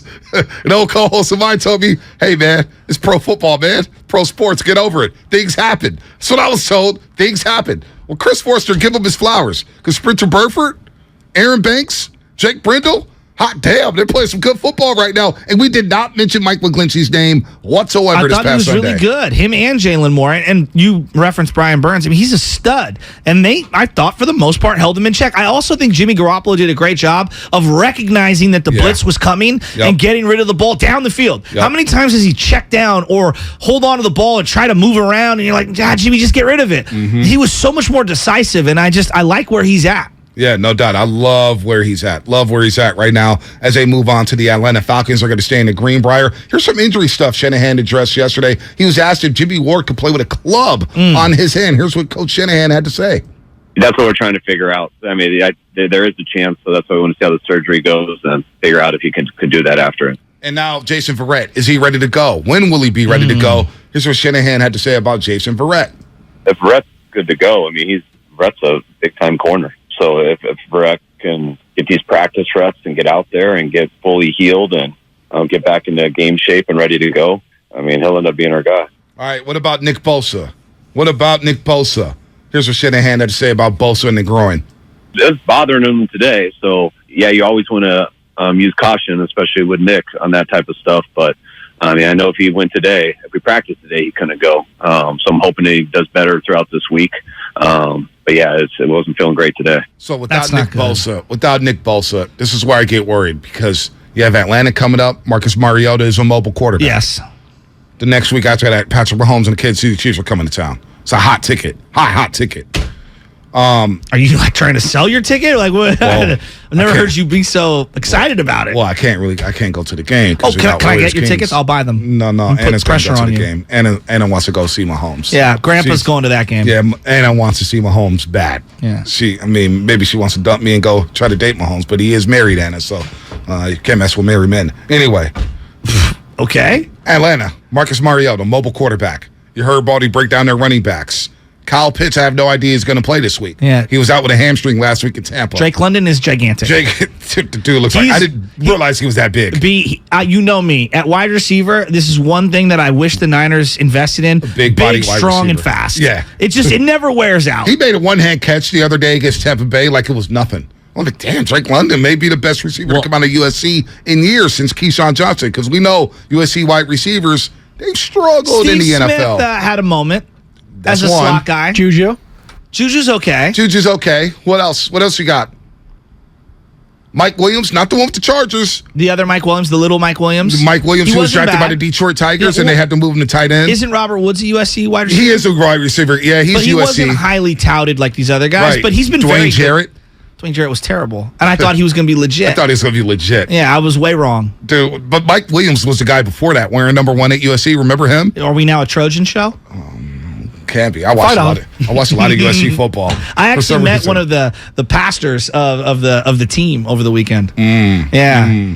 Very big in the NFL. Everybody's going to that Chiefs game. It's going to be tough for me to talk about Chiefs week. Well, speaking of Bosa on the injury, this is what I would do with him. Yeah. Because the trickle-down effect, if you don't have that pass rush, Shasky, you don't have Emmanuel Mosley, how does that affect the secondary? How does that affect the D-line rotation? Does Drake Jackson have to play more snaps? Obviously, he has to play more snaps. Can he handle that? I don't know. I would look at the Bosa thing in the long-term lens, where I would say if you have to sit him for a couple of games, then so be it. Like, this is about... It's a long-term play? It's about January, and as much as I would love to beat the Falcons, and, Joe, you got to beat the Falcons to get to January, and all that is true. If you don't have a healthy Bosa and he doesn't get right the way we need him right, you're not winning anything. Yeah. Here's my deal, and I said this last week, Shasky. Can you just get the 4-4 by the bye week? So you'd have to split. You have to split. You just have to win another game. So what is it? It goes 1-2. We got Atlanta, Kansas City, and then the Rams at SoFi. And let's be honest, that's a home game for the 49ers. Yeah, but that is a tough 3-game stretch. It's a tough 3-game stretch. Think what the Chiefs are doing. Raiders, Bills, Niners. The NFL is no easy games. I'm with you on if you can go 1-2. The question is, like, this weekend feels like the hardest of those games, even though I don't respect the roster of the Falcons the way I do the Rams. They got some players, champs. They have some players. They do have some players. It's going to be their Super Bowl because there's going to be a lot of Niner fans down in Atlanta. It's an old school NFC West matchup. They may even wear the red helmets this week. Is it at 10 a.m.? It's a 10 a.m. kickoff. Is it going to be on Fox? Fox. Old school Fox. Finally. Yeah, we need to see who and I'll find the announcer schedule. Oh, it'll be Moose Johnson. We always get him. Hey, I'm not that. At least it's not Sam Rosen. Is Sam Rosen still broadcasting? Remember Sam Rosen? Yeah, I'm done with Sam Rosen. Sam Rosen from 2006 to 2011 was doing all the Niner games. It's a Sam Rosen day. I grew to love Sam Rosen. I thought he got a job being the 5th squad, the E team, not the D team, not the C team, not the B team. He was like the F team. With him and Rondé Barber. Oh, my God, Sam Rosen. Rondé. Dude, Sam Rosen's all over the place. It's better than Mark Sanchez. They're shoving Mark Sanchez down my throat. I'm like, can we stop? This is the thing. No. It's the same. I'm growing on Mark Sanchez. He's growing on me. He was good in London. Green Bay, New York Giants, he was good. Serious? He was good. I thought he was good. Give me He's RG3. Kevin Kugler. I need RG3 over him, number one. Yeah, and the other guy, I'm sick of this guy. If I got to see Fitzpatrick again, he is the bootleg wannabe version of quarterback play of Pat McAfee. He's garbage. Everybody made a big deal when he said swag. He's garbage. He's garbage. The whole look, the analyst. I don't like it. All the stuff coming out of his mouth. I don't like it. Move him out the way. Put Whitworth in there. Get Tony G out of there. Whitworth, Sherm. That's all you need. Yeah, you don't and need then when anymore. Akeem's ready to come back, bring in Akeem Talib. I think Akeem should take Kirk Herbstreit's spot. I need more Akeem Talib at Gus Johnson in my life. David, Redwood City, listening on the radio. Let's talk about the Jimmy Garoppolo performance. What's up, Dave? What's happening? You're on the roast. What's up? What's up, boys? How you guys doing? Good. Hey, so I got a question. First off, I'm one of the Jimmy G haters. Okay. But I do have to say, last week he looked like a competitor. Yeah. Right? Like, I'm here to win. Whether it's to win or whether it's for the contract he's going to get next year, I don't care. He looked like he was in it to win the game. My question to you guys is, last week we saw a 250-yard game, 2 touchdowns, no big mistakes. Is it too much to ask to get 200, 250 yards, 1 or 2 touchdowns every single game, eliminate these mistakes? Because with this defense that we're looking elite, even without Mosley, it's possible is it too much to ask to possibly get him to do that on a regular basis? Because all we need right now is Trent Dilfer with this defense. That's all I got, guys. I need a little more to Trent Dilfer, though. I need a little more Trent Dilfer. You go look at those numbers. Dibs was bringing it up last week. He was throwing for like 102, 120. Can we agree? That was 20-something years ago. Right. The era of football has changed dramatically. Jimmy's better since than then. that, though. Have some respect. Jimmy's better than Trent Dilfer. Yeah, no, I'm saying that like the football has evolved so dramatically where it's so skewed in the offensive direction in terms of the rules and stuff. Yes, you're going to need more than Trent Dilfer. My question is, can I get what I got from the big stiff in Denver and Peyton Manning the year that they won it when Carolina and them faced off in the Super Bowl? That was an elite defense. They got minimal production because they had some great playmakers on the edge. That's disrespectful to Jimmy Garoppolo. He's better than Trent Dilfer. He's better than Brad Johnson. Let's put some respect on his name. Filmo, Mike, and Keenan. We'll get to you on the other side. I promise you we'll get to you on the other side. And it is let's important. continue talking and he's not turning the ball over right now. He looked great. 2 straight games, no great turnovers. On Sunday. You got to give his flowers. No doubt. All right, what's coming up on the game sponsored by the Golden State Warriors? We're going to take your calls. Filmo, Mike, and Keenan, you're on the other side. We'll get into a little Draymond Green situation. More Niners talk as well before we get to the changeover. Boy, this show has flown by. Dub Nation, the season begins now. Be there for Champions Ring Night next Tuesday, presented by Chase Freedom. Of course, October 18th as the Warriors host the LA Lakers live at Chase Center. Get your tickets now at Warriors.com or call 888-GSW-HOOP. Representatives standing by. Dr. Trudy Fleer here with the 5G Home Recovery Podcast. Let's discuss a very real existential threat to internet speed. It's a big one. Ready? T-Mobile Home Internet. It lags. Now, what is lag? Lag is a delay in data being transmitted across the internet. For example, you're hitting that hot drop, the parachute cuts out, you've got an unsuspecting bot in your sights, and lag! You were actually eliminated 10 seconds ago. Nobody deserves that. So stop letting T-Mobile Home Internet ruin everything and switch to Xfinity. Learn more at xfinity.com/TMOFax. Get an amazing value on Xfinity Internet with unlimited data included. Switch for $55 a month for 2 full years with no annual contract required and no equipment fees for 24 months. Go to xfinity.com/TMOFax, call 1-800-XFINITY, or visit a store to learn more. Requires paperless billing and autopay. Ends 10/17/22. Restrictions apply. New fast internet and xFi Complete customers only. xFi Gateway required. Taxes and fees extra and subject to change. After 24 months, regular rates apply to all services and devices. Do you think all premium fuels are the same? Well, your engine doesn't. Shell V-Power Nitro Plus helps keep your engine running like new because it's engineered to defend against 4 main engine threats: gunk, wear, corrosion, and friction.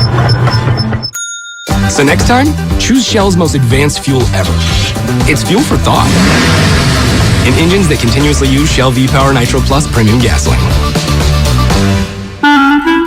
Everything, our farm, our stand, our pop-up shop, it really all started when we discovered the benefits of local, raw honey for our family. And then we decided to turn it into a business. We were looking for something to help us get up and running.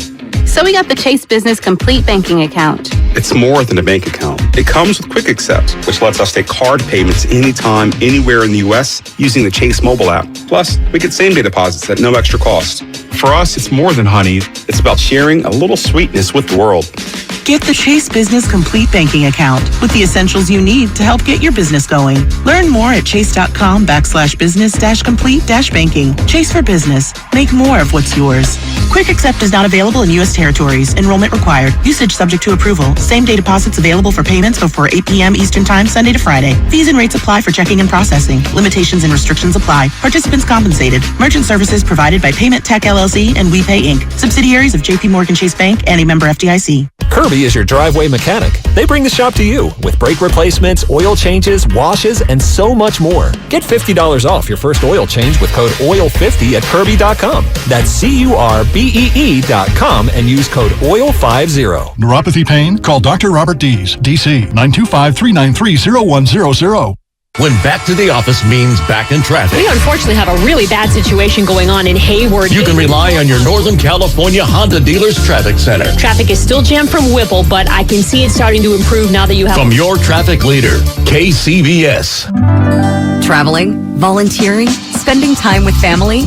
What's your retirement look like? With income planning from Fidelity Wealth Management, a dedicated advisor can help you grow and protect your wealth. They'll look at your full financial picture and help you create a flexible strategy that considers things like market conditions and healthcare expenses, so you can stop worrying about the future and enjoy whatever comes next. Visit fidelity.com/income planning. Investment minimums apply. Fidelity Brokerage Services member NYSE SIPC. When you can't stop, there's Vicks VapoRub. Vicks VapoRub sends powerful medicated Vicks vapors right to the source of your... so you can experience cough relief and breathe easier. Generations of families have trusted Vicks VapoRub to help relieve the worst cold symptoms. So next time you have a cough, reach for the Vicks VapoRub. Vicks VapoRub. Cough relieving is believing. Ray Magliozzi here for eBay Motors. You're driving along and some nimrod cuts you off. You hit the horn.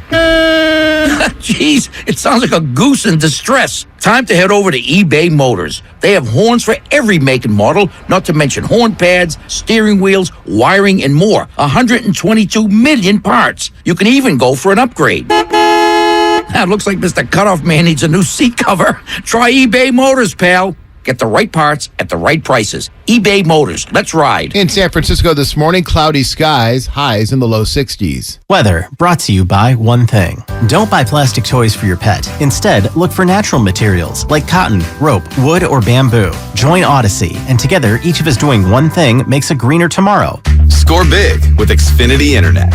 It's made to do anything, so you can do anything. Supercharge your home with the game-changing speed of supersonic Wi-Fi. With 3 times more bandwidth, it covers the field and then some. And blocks billions of threats with advanced security that helps keep you protected at home and on the go. If you're keeping score, that's internet that does it all. That's unbeatable internet from Xfinity. Learn more at Xfinity.com. Restrictions apply, not available in all areas. 95.7 The Game has your tickets to see The Who, October 24th at the SAP Center. For your shot to win, head to our contest page at 957thegame.com.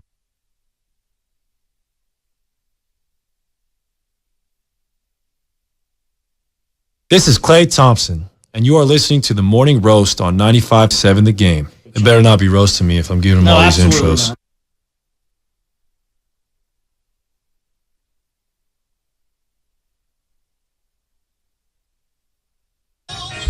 Sorry, everybody. Hopefully you didn't see us rocking out. We was bumping some Young Buck in between the breaks. We forget how good Young Buck was with G Unit.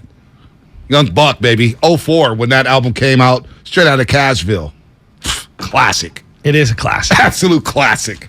Give me some G Unit in my life. I'm telling you, man, like it's unbelievable. The Raising Kanan show. I know you don't watch the Power Stars, but Raising Kanan, all the intro songs are dope. Okay. Power, Big Rich Town.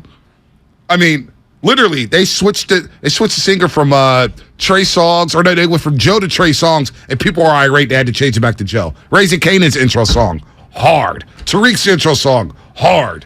Man, hard. I could listen to 50 all week. You know what happens 1 week from today? What? Ring night. Look at you. Ring night. Warriors are back. Is your tonight. suit already picked out? No, it's not actually. No, it's not. I was thinking you go all gold. Nah.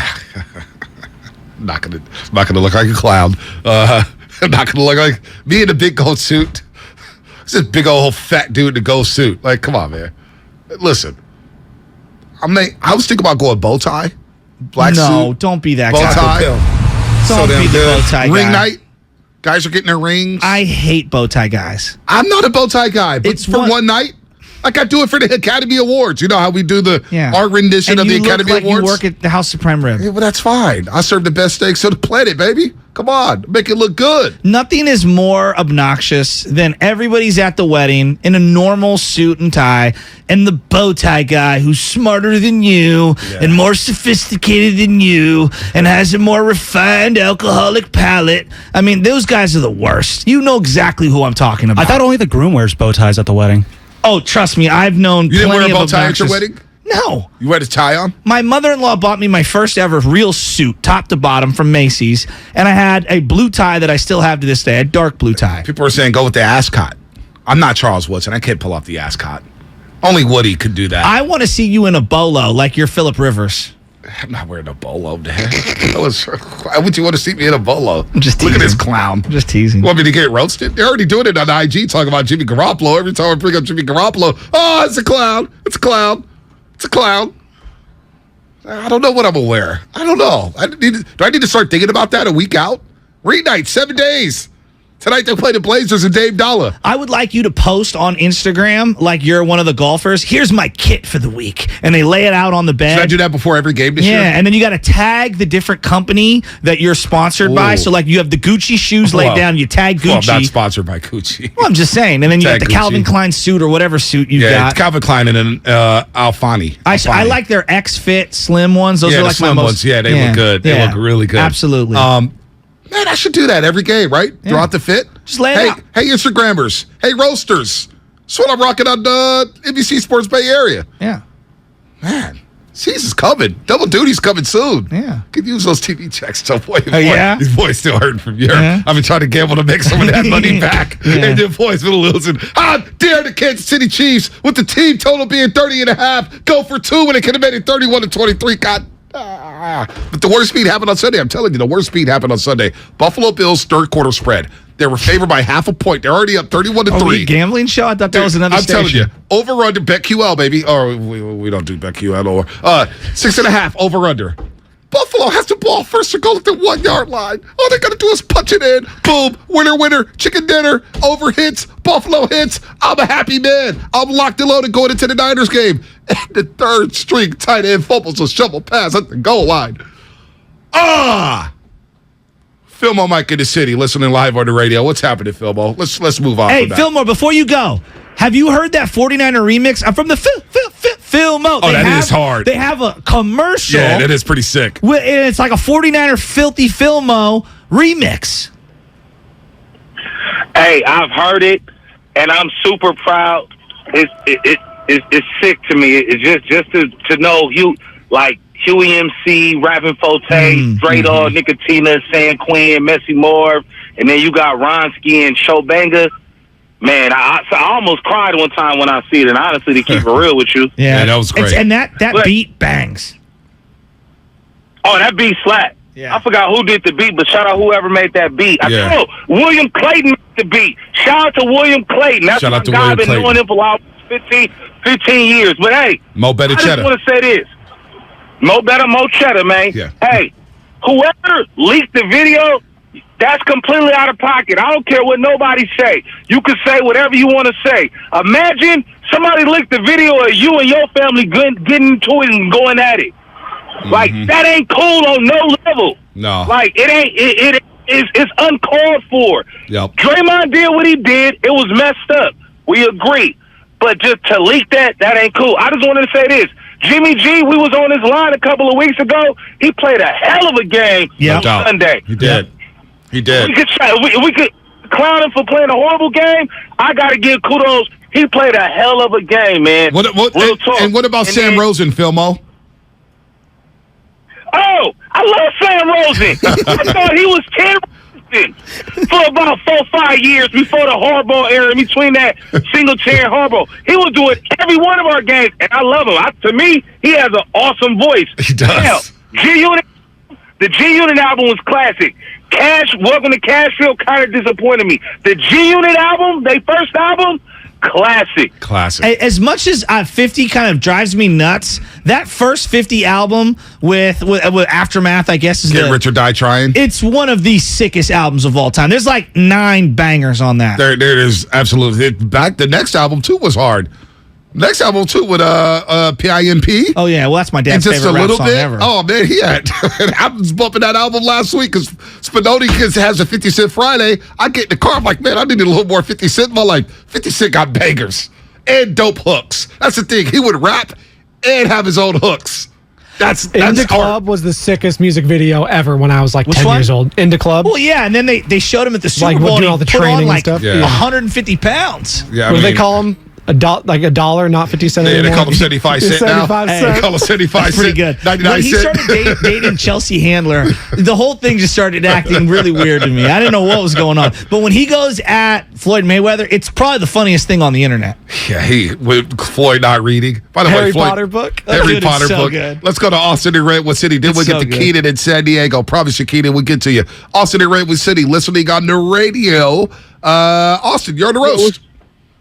Yo, what's up? Hey, Vontae, Shafi, I want y'all to do me a favor from here on out. I will do you a favor. Hey, nothing but positive for Jimmy G this year. Please, nothing but positive. We want to keep this little win streak we got going. And I want to touch bases on with this Draymond thing. Hey, man, fortunately he did that. Hey, man, it happens here and there, but that just gives nothing but room for the rookies to show that what they got. I don't know how long his suspension is. Maybe 15 to 20 games, I should say, should be good enough. And just to get these rookies get their feet wet.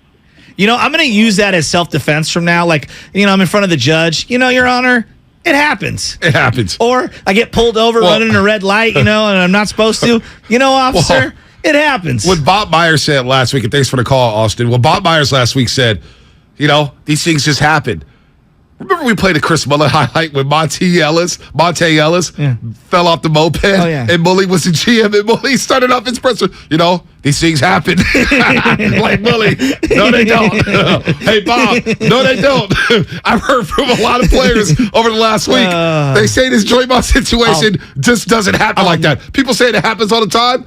A lot of people are telling me in the NBA circles it doesn't happen all the time. I'll never forget when the moped thing happened. I used to go to, you know, like McCoveyChronicles.com or GoldenStateOfMind.com or Warriors. I forget which one of the Warrior dedicated.coms that I went to. And it was like, rumors are that he tore his ligaments in his leg falling off a moped. And I was like, no way. And this is around the time the little Bow Wow rumors were going around. And I was like, I can't believe anything on the internet. Yeah, you can't believe anything. But Patrick Beverly, guess what? He has a podcast now. Oh, really? He has a podcast, a Pat Bev podcast. Is it called The Next 5 Years Are Mine? It should be. It should be. Are we on year 5 now? Or are we on year 4? My favorite is when he said, they're joining me. I'm the one that went to the playoffs. They're joining me. They didn't make the playoffs last year. Full disclosure, I wanted him on the Warriors this year. I did too. Bad. I did too. I need him. Well, Spinoni, if you could play it, I know you got it. The Pat Bev He has to be a Warrior before his career's over. Here's what Pat Bev had to say about the Draymond Green Jordan Poole situation. I know the NBA is going through this new media kind of thing. So is that what I'm a part of now? I don't know. Do you feel like you're part of it? I don't know. I'm not out here punching people. Are we going to get into it right away?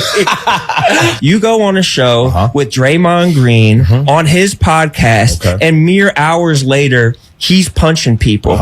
What did you say to him? I don't know. I didn't say anything to tell him to go punch anybody. I was kind of, the plane flew in late.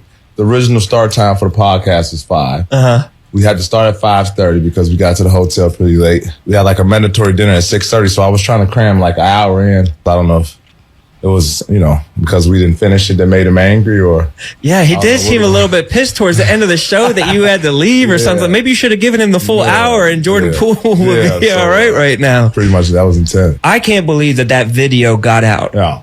It doesn't surprise me that two teammates fought each other, and you could probably. That's surprising. It does surprise you. That should never happen. At all. At all. Really? No, that should never happen. Has it ever happened on a team that you've been on? No, not fights. Obviously, like anything, you argue, but fighting, no. I mean, we're professionals. You don't. That's the line you don't cross. Pat Bev on the Pat Bev Pod, courtesy of Barstool Sports. Pat Beverly now with the podcast. That should be interesting, considering he's played with LeBron, AD, Russell Westbrook, Dennis Schroeder. Boy, the Lakers got a who's who. Well, on his point that he's never seen that happen to that degree, right. I think that's important. Like, Pat Bev's pretty crazy, pretty wild, and he says what's on his irrational. mind. Yeah, irrational is exactly. But like the crazy people are where you get the most, honesty from. That's where you usually do. It's kind of true. No, it's the truth. Like, I mean, think about who you get all your information from if you're trying to flip over people and you're trying to uncover the mob. Vernon Maxwell. Yeah, a bunch of people Gilbert that are Arenas. criminals. You know what I mean? Gilbert Arenas is kind of jumped Jose the shark. Canseco, he was the most up front. He was snitching. He's completely crazy. He was snitching. But clearly he was telling you the truth here. So I look at that, I'm like, man, that's interesting that he doesn't think that you should be doing that. Baldy talked about it, and I lean more at, look, how everyone feels, they're going to bring whatever they were raised, however they were raised, they're going to bring that perspective to how they interpret the video or that situation. I lean more in the Baldy Beverly thing, where if you did that to me, I would have a very hard time ever talking to you. No doubt. Again. Baldy said he still hasn't gotten over the dude who punched him to this day. And I think that there's a difference between getting into it a little and that. Well, I draw a distinction. Full disclosure, I talked to D. Wright yesterday.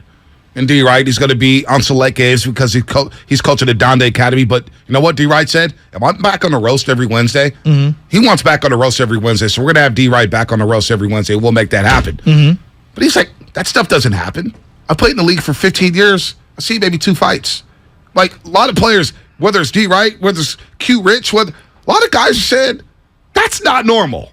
That's not normal. Well, and I know that there are industry norms. Like, I was listening to Willard and Dibbs yesterday, and they brought up a great point. Like, how you operate in the insurance industry is not how you're going to operate in an NFL locker room. No doubt. Like, there are industry hazards and industry norms that are particular to whatever, industry or profession that you're in.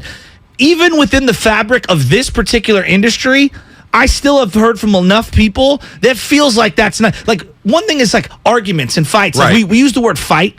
This was not a fight. Well, this was a physical altercation. I think that there's chatter and there's pushing and things like that. Once you punch someone that way in the jaw, I don't know. It seemed pretty extreme to me. And that's why we're still awaiting Jordan Poole to maybe speak. How's Jordan Poole feeling? Well, what does he look like? I have no idea. I want to get to Keenan to San Diego real quick. Hold that thought. Okay. Keenan's been holding for a while down in the 619. San Diego. What's happening? He's watching us via YouTube. What up, Keenan? What's up, y'all? I listen to y'all every morning. Appreciate that. Definitely Dub Nation faithful here down here, but I got a dilemma.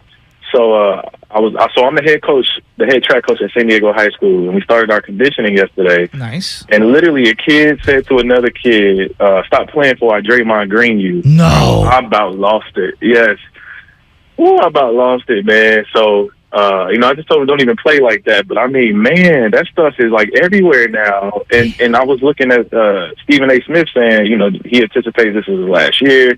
And everybody's talking about the Lakers, and I'm like, that's not even a smart basketball move. So I just wanted to get y'all thoughts and opinions, that video being out. And then trying to get to the Lakers, that's not even a good basketball move. Like, you ain't going to beat Draymond without Steph and Clay or some shooters. I just don't see it happening. Yeah, Keenan, that's a good point. And so asking you to chime in on this because everybody's talking Lakers. LeBron needs a ball in his hands. Anthony Davis needs a ball in his hands. Where does that leave Draymond Green if, hypothetically, he was on the LA Lakers? LeBron likes to be surrounded by shooters or big like Anthony Davis. I don't see a fit like that. What he said about the kid saying that, when D'Angelo Russell did what he did with Nick Young, both of them had that stain on them for a long, long time. It feels like D'Angelo, in the first couple of sentences of when you bring him up, people do word association. We go Swaggy P. Right? I mean, and we're talking about that's more of like a morals or ethical thing, I guess, essentially. Like what you do with the bros. Right. There's more of a gray area there. Mm-hmm. I have a hard time thinking that this is just going to get swept under the rug. And a lot of people keep telling us on social media, they're coming at us, you guys are bringing this up. It's like, no, the internet has taken over, and they're going to turn this into a memeable thing. Well, also, we're the flagship station of the Golden State Warriors. Yeah, we're going to talk about what happens. This team is in our backyard. We have to cover everything that happens with this basketball team. Exactly. Whether it's moves, contracts, trades, what happens on the floor. We talk about, on this show, we talk about the games. Yeah. We do talk about the games. We break down the games very, very well. We don't have any games to break down. We don't have any now. And, you know, one of the things that's happening right now on the internet is Draymond's mother has tweeted about the incident. And here's where I'm not even going to read the tweet, but I'm just going to say to you this. Having been I am a fraction of a fraction of a fraction. I can read the tweet if you want. I don't even think we need to. Well, I'll read it anyway. Okay. Mary Babers Green, who's a friend of the program. Okay. We've had her on. Yeah. She tweeted at El Sleepy Floyd, who we rock with, and Nat. All Nat influential. She's all over Twitter. She's a big-time Warriors fan. Mary Babers Green replied to them late last night saying, that wasn't a sucker punch. Dre didn't aggressively go to Poole. His hands were down. Man to man, you go over to talk, to ask what's up, what you say. Got shoved and reacted. End of story. A lot of people feel like Mary Babers Green. A lot of people do. Well, this is what I would say is, it's family. I expect family to defend their own family. That's what I expect. In my family, whether you've done something wrong, we're going to have your back. Like, I get that on like a personal level. But, and again, my level of who I am in the world is so much smaller than where Draymond's at. But I've had conversations with my dad, specifically, because we have the same name. I'm like, Dad, anything you like on the internet could come back to me. Anything you post could come back to me. Anything you tweet or post on Facebook or like on Instagram, just be careful. And I've tried to educate them, and trust me, we have had many arguments over this, and I don't pretend to be on the level of scrutiny of the Green family, but like, you do have to be cognizant if you're in the public eye, guys, anything or gals, anything that you say, whether you mean well or not, can be interpreted by the masses. And in these cases, sometimes it's best to not say anything. Yeah, I would prefer it. I'm not telling them to shut up. I feel bad for her because I would defend my family too. I would defend my family too. It's just not a good look. It's not the best look. I know. It's not the best look. But in terms of Draymond Green, and look, Mama Green's going to tweet now. Twitter's involved, and people are worried about it. She's entitled to her opinion. I do believe the Warriors, at the end of the day, I do believe the Warriors will be able to navigate through this season, despite this situation. But don't tell me Jordan Poole's not feeling some type of way when people are memeing him as a 2K player with the black eye. They got him memed as that's, come on, man. That's cold, dude. Jokes aside, that is cold, man. That is a cold joke. Now, here's what Stephen A. Take it with a grain of salt, and then we'll go to Kendrick Perkins. Here's what Stephen A. had to say about the Draymond Green situation on whether or not he's going to be with the Warriors long term. Golden State's got to resign 2 people. 3 people looking to get resigned. The 3 people looking to get resigned is Jordan Poole, Andrew Wiggins, and Draymond Green. I can tell you right now, Wiggins and Poole are a priority. I can tell you right now that Draymond Green is expecting this to be his last year in Golden State. So that's Stephen A. Smith. I kind of am with him on that. I do believe that whether it's subconscious, conscious, etc., there are underlying things. Like there's a bucket of issues. Right. I do think this is one of the drops in that bucket. I do. Whenever I see people say, man, Jordan Poole needs to protect himself, I keep going back to Floyd Mayweather Jr. and who's the fighter? You're talking about boxers? Boxers, where Floyd Mayweather basically, Victor Ortiz. Okay. He had headbutted Floyd Mayweather. They had to stop the fight. They dapped up each other. They gave each other hugs, and they dapped up again. And Floyd Mayweather said, hit him with the 2-piece of the biscuit. It knocked him out. And everybody was like, oh, that wasn't right. He didn't have his hands up. And Floyd Mayweather Jr. at the end of the fight goes, it's boxing. It's protect yourself at all times. And it's like, well, can I be honest? There are no rules when it comes to fighting. There are no rules. Like but that's the reality of once you engage. Right. Unfortunately, but I do. There are no real rules. I understand why Jordan Poole. Just my opinion. I understand why Jordan Poole wouldn't have his hands up. He doesn't think Draymond's going to really punch him. Nobody thinks that. That doesn't happen every day. Yeah. I don't see how they could bounce back from this. I hope Jordan Poole forgive him. But to a lot of guys that I spoke to across the NBA, across the league, a lot of my guys that I played with that are still in the league, they was like, there's no way I could forgive him from that. They would have to, they said they would fight him every single day, and I would too. Well, We'll see what happens. I think it's easy to say that. It's harder when you're doing the dynamic, and it's also harder when you haven't inked the deal. Like there's lots of layers to this one, B. Everybody's talking tough, though. That's the one thing that I'm kind of I don't like. The one thing I'm kind of like discouraged with is there's a lot of tough talk, and I get it from certain people's backgrounds and things like that. But there's also like an element of like, you can't operate like that in a professional setting on some level. Not everybody can say it's a business, it's a business, it's a business, and then in the same turn say, well, this is what we would do in the streets. Right. Well, like, come on, you got to give me a little leeway. There's here. a lot of guys who ain't never been in a fight in their life talking playground rules. That's what I'm saying. When I was going to school and you did this on the playground, like a lot of squares. I know. And I'm a square. I know about the playground rules. Yes. A lot of this stuff ain't playground rules. This is nasty work. And this isn't the playground. Yeah. This is $1 billion corporation. Hundreds of millions of dollars for the two players on the line. That's what we're saying. I know, and I just... A lot of people talking tough, though. And you just kind of scroll Twitter. I'm kind of rolling my eyes, yeah. It's just like, all right, dude. Like, this all is right, what I would have done. Yeah, okay. And you got to know when this happens, you got to do X, Y, and Z. It's like, sometimes you guys, stuff happens, and you're unprepared for it. I mean, it happens all the time. It just, random things happen. Like, why do you think I'm on guard when I'm walking down Market Street? Because there are weirdos everywhere, and God knows what could happen. And even then, even though I'm on my toes, I know something wild could happen. Always keep your head on a swivel. By the way, download the Odyssey app, 95.7 The Game. Thousands of other stations and millions of podcasts are free on Odyssey app. Sports talk, music, news, and podcasts are all available completely free.